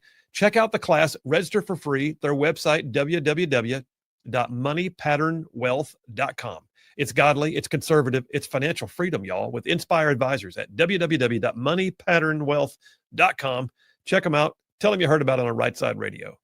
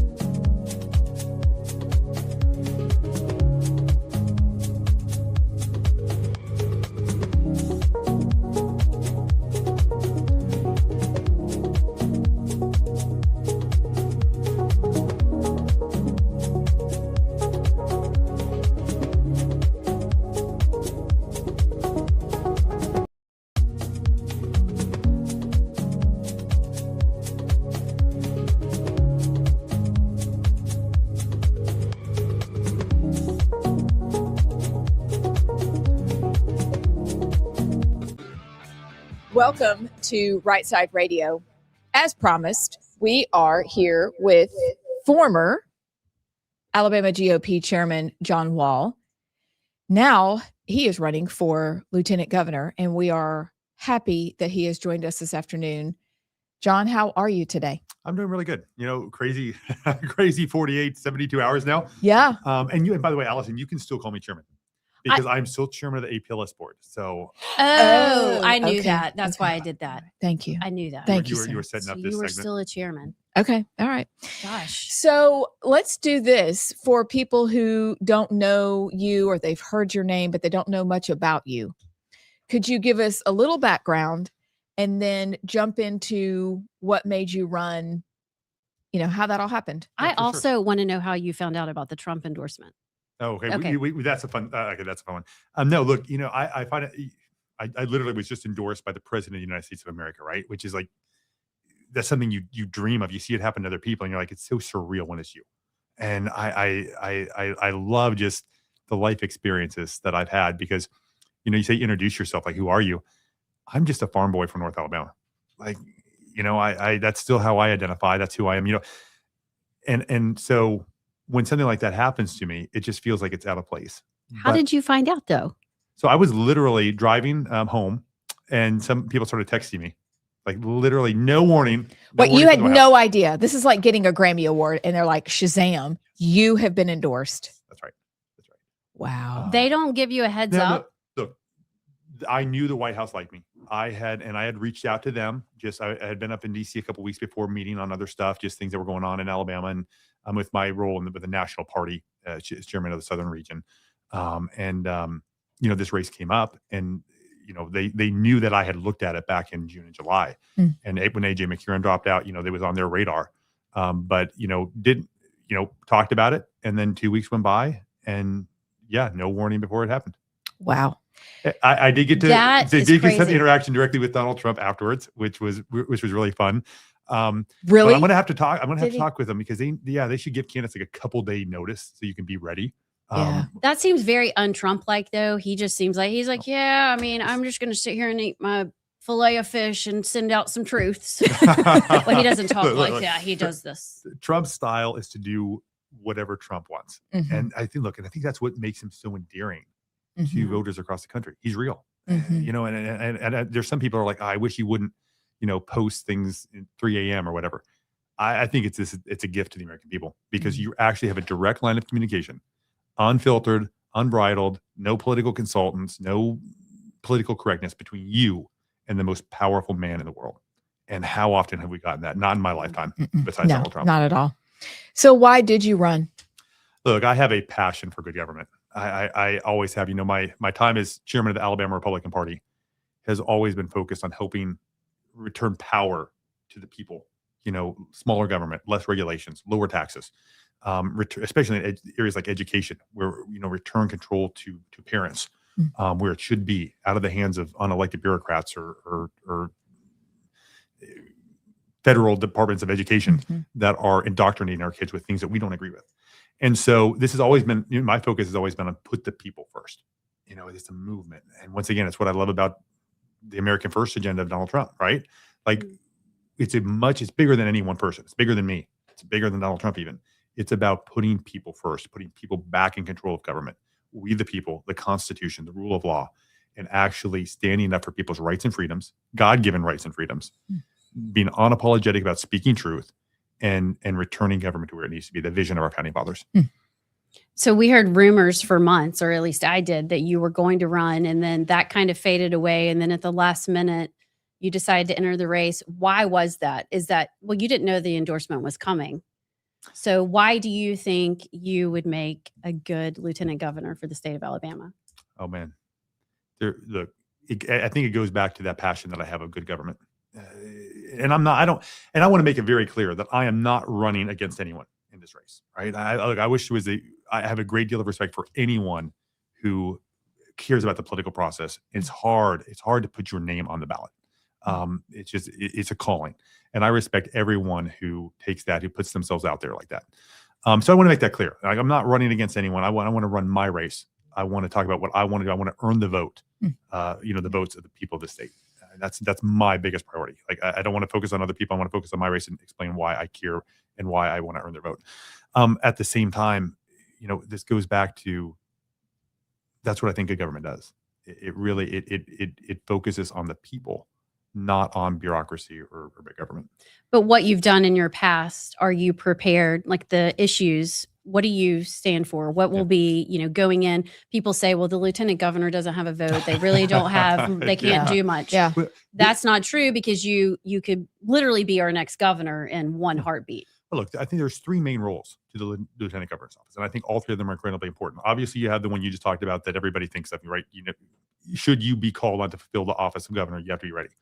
The second one, and I think it's incredibly important, is the lieutenant governor's office has hundreds of appointments across the state in cabinet, or not cabinet positions, but in committee positions or boards, different things that regulate businesses across the state, regulate individuals across the state. And those unelected bureaucrats have a lot of control over a lot of people's daily life. So I think it's incredibly important that we have someone in that position who is prioritizing putting people in there who want to serve the people, who want to help government be more efficient and more helpful, better public servants. I think that's an incredibly important role that people overlook when it comes to the lieutenant governor's office. I also think this is massive. The lieutenant governor chairs the state senate. And, obviously, only vote in the case of a tie, but a tie is possible. And chairing the state senate, that's an incredibly important position when you're talking about policy. And in the next administration, when you're talking about supporting the policies of the next governor of the state of Alabama, which is going to be Tommy Tuberville, in my opinion. And Coach has a very bold conservative agenda. He's wanting to make a lot of big moves in Montgomery, really, really take Alabama to where I think it should be, which is the conservative leader of the entire nation. And in order for that to be effective, he's going to need people who are backing him. And I am 100% behind that bold agenda, putting people first, supporting him in that role. And I think that's probably the greatest thing the lieutenant governor can do, is support the governor and the agenda and the mission that he has for the state of Alabama. So we've witnessed you taking some pretty bold stands in the past, specifically regards to the library, which as mothers, we really appreciate. Even just a few weeks ago, you were reading pretty vile material just to prove what was in there and why we should be concerned. I really wish I didn't have to read that, by the way. I really know. tried to get the people who are advocating Yes. for that to be in front of our kids. I thought it would have been appropriate for them to read it instead of for those of us who... Nobody volunteered? No. Ugh. It's not defensible.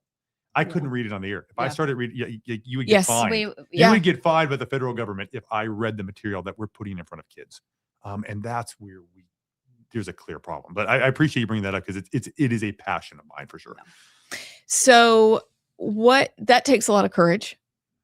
What are other character traits that you think you bring to the table that would be great for this position? Well, I'll tell you one thing. I always joke about being chairman of the state Republican Party. You have to be able to work with everyone and people of all backgrounds, because there's so many unique personalities within the Republican Party. And I always joke that, chairman in the dictionary should have under a peacemaker in chief. And so I think diplomat. I remember one time I was on I was being interviewed by a liberal media source. I forget, maybe CNN or MSNBC, and they were talking to me about a controversial conservative issue. And I'm pretty bold. I stand for what's right.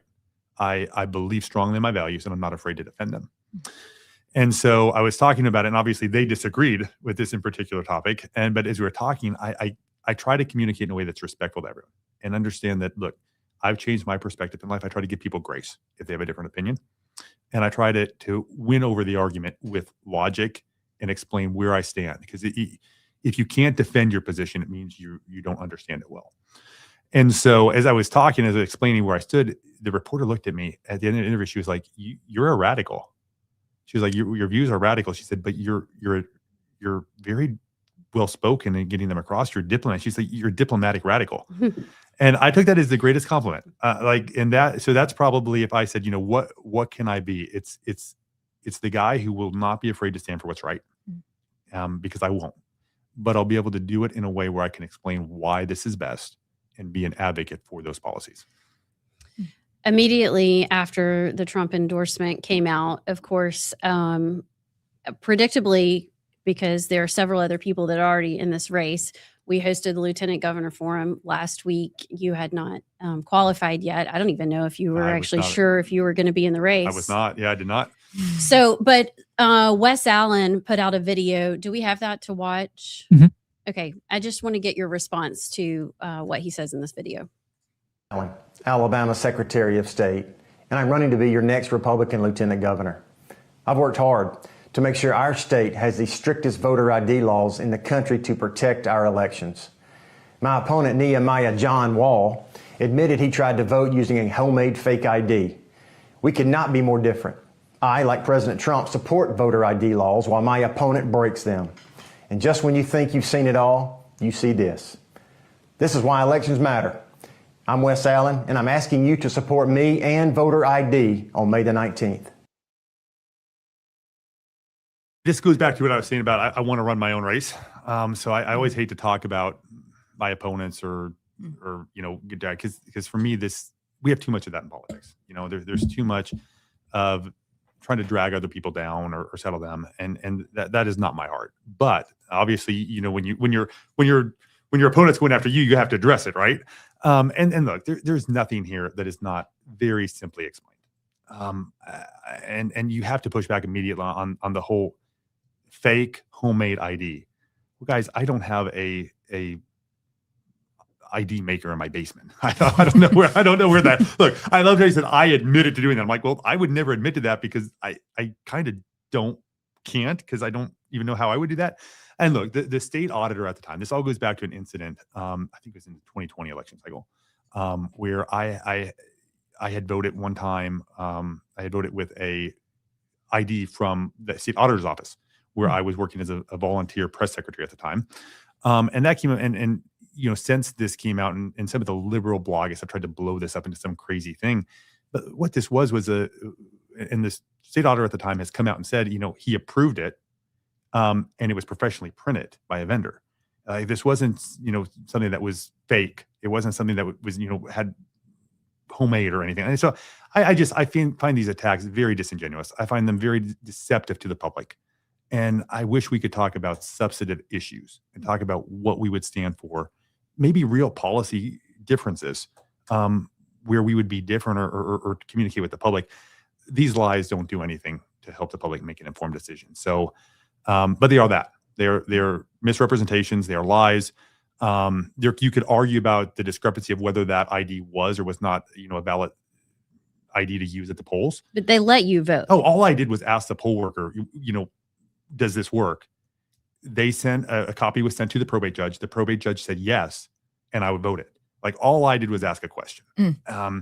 And so to blow this up and to accuse me of somehow being, voter fraud.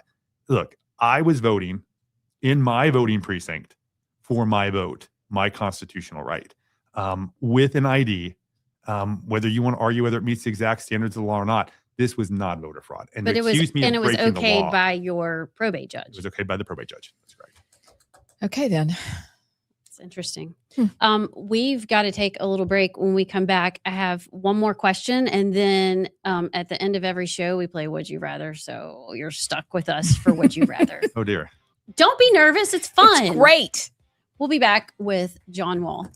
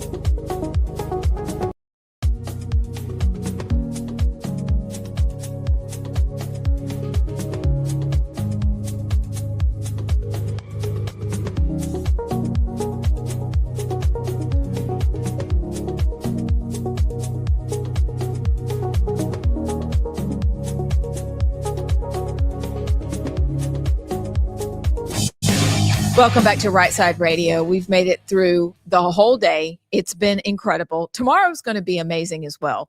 But we're finishing up an interview with John Wahl, who is a new candidate for lieutenant governor.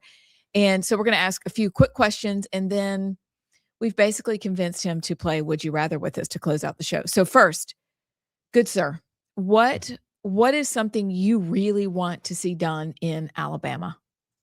Oh, wow. Okay. I'm actually going to give you 3. Okay.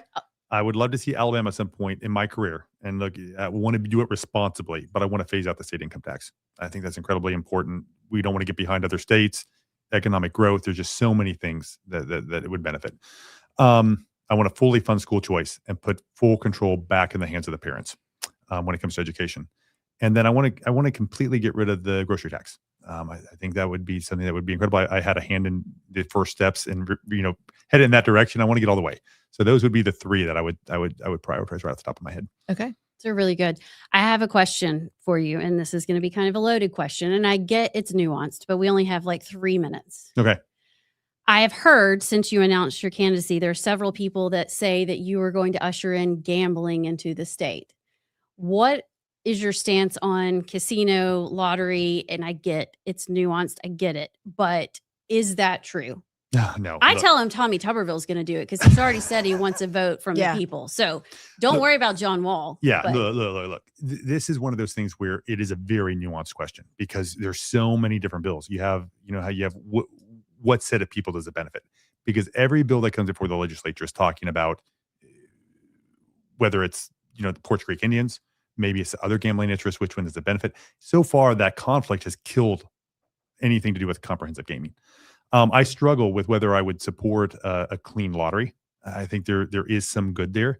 If a clean lottery was passed, though, I would want the revenue to go towards cutting the income tax, right? Like there'd be a great revenue stream to use to cut the income tax. As far as increased casino gaming, I'm opposed to it. I think it has some serious problems, has some serious consequences to society in general, but also to the political structure of our state. Just the mega lobby it would create and just different things around it. And I find that very concerning. So I would have to be seriously convinced to support any kind of increased casino operations in the state of Alabama. Mm-hmm. I don't see, we're looking at what's happening with the Medical Marijuana Commission and the ABC board. And I'm like, we just don't need to be involved in this anymore. Yeah. It just doesn't usually end well for us. Well, more often than not, if you can keep government out of things, it's better. What a novel idea. Yeah. Okay. Well, you can't leave midstream because everybody would see you get up and walk out. So you're they don't know what I'm wearing underneath the. I am fully suited. I promise. You have got to play Would You Rather, and you can't hear the little spinny. You'll just thing. have to ask. You always ask the question out loud. We have a anyway. little spinny. It goes, I'll be Sounds right. like I'll pull Wheel it of off. Fortune. Right, here we go. We actually asked this one yesterday, but it's good for John. Would you rather receive constructive criticism from friends and family or only get praise that doesn't help you improve? No, I'm a narcissist. I want praise. No, I say that in jest. I genuinely view that a good debate. I don't like the word criticism. A good debate is my favorite thing in the world. I thrive on it. You can ask Brittany. She does not necessarily thrive on debate. So I give her, bless her heart, she's got to put up with me. So you would rather have some constructive criticism? 100%. Yeah. Okay. I think we All right, all that's were good. the same. Yeah, we were. All right. All right, we got time for one more. Okay. And if it's bad, then we'll just do it again. Would you rather sample food at the supermarket you don't intend to buy or never sample anything? Wait, I don't like that one. I like that one. Why did you like that one? Because everybody's going to say sample, obviously. Yeah, hold on. Go to the next Yeah, one. you always take food. Oh, yeah. Always, every time. Would you rather be on a losing team with friends or join your rival team and win the competition? Loyalty. You fight to the death, but you find a way to get your friends to win. Okay, there's always a path to victory. I do not accept being on the losing team, but you find a way to get your friends in shape. We're calling RFK. We're going to get a diet program. We're going to win. Pull-ups for everybody. Yeah. Would y'all say the same? Yes, loyalty. I like to win, though. I want friends. I could pull a KD and join the Warriors and win a ring. but I'll probably stay with my friends. I'd rather stay with my friends and figure out a way to win. It's like getting a new car. You get a new car and it's great for like 2 days, and then you're like, it's just a car. I mean, you win the game and then you're like, yeah. Now what? Yeah. I Friends take are always friends. the best. John Okay, Wahl, thank you for joining us. You'll have to come back and keep in touch with us over the next few crazy months. Hey, look, we got 4 months until the primary election, and I'm going to be working hard to earn the votes of the people. So I'll be back. Where can people find you? So yeah, the announcement today at noon. You guys are the first radio interview I have done since that announcement. Thank you. So yep, live here. VoteJohnWall.com. Okay. The website went live today. Okay. Nice. We'll see y'all tomorrow. Radio with Amy Beth, Allison, and JP.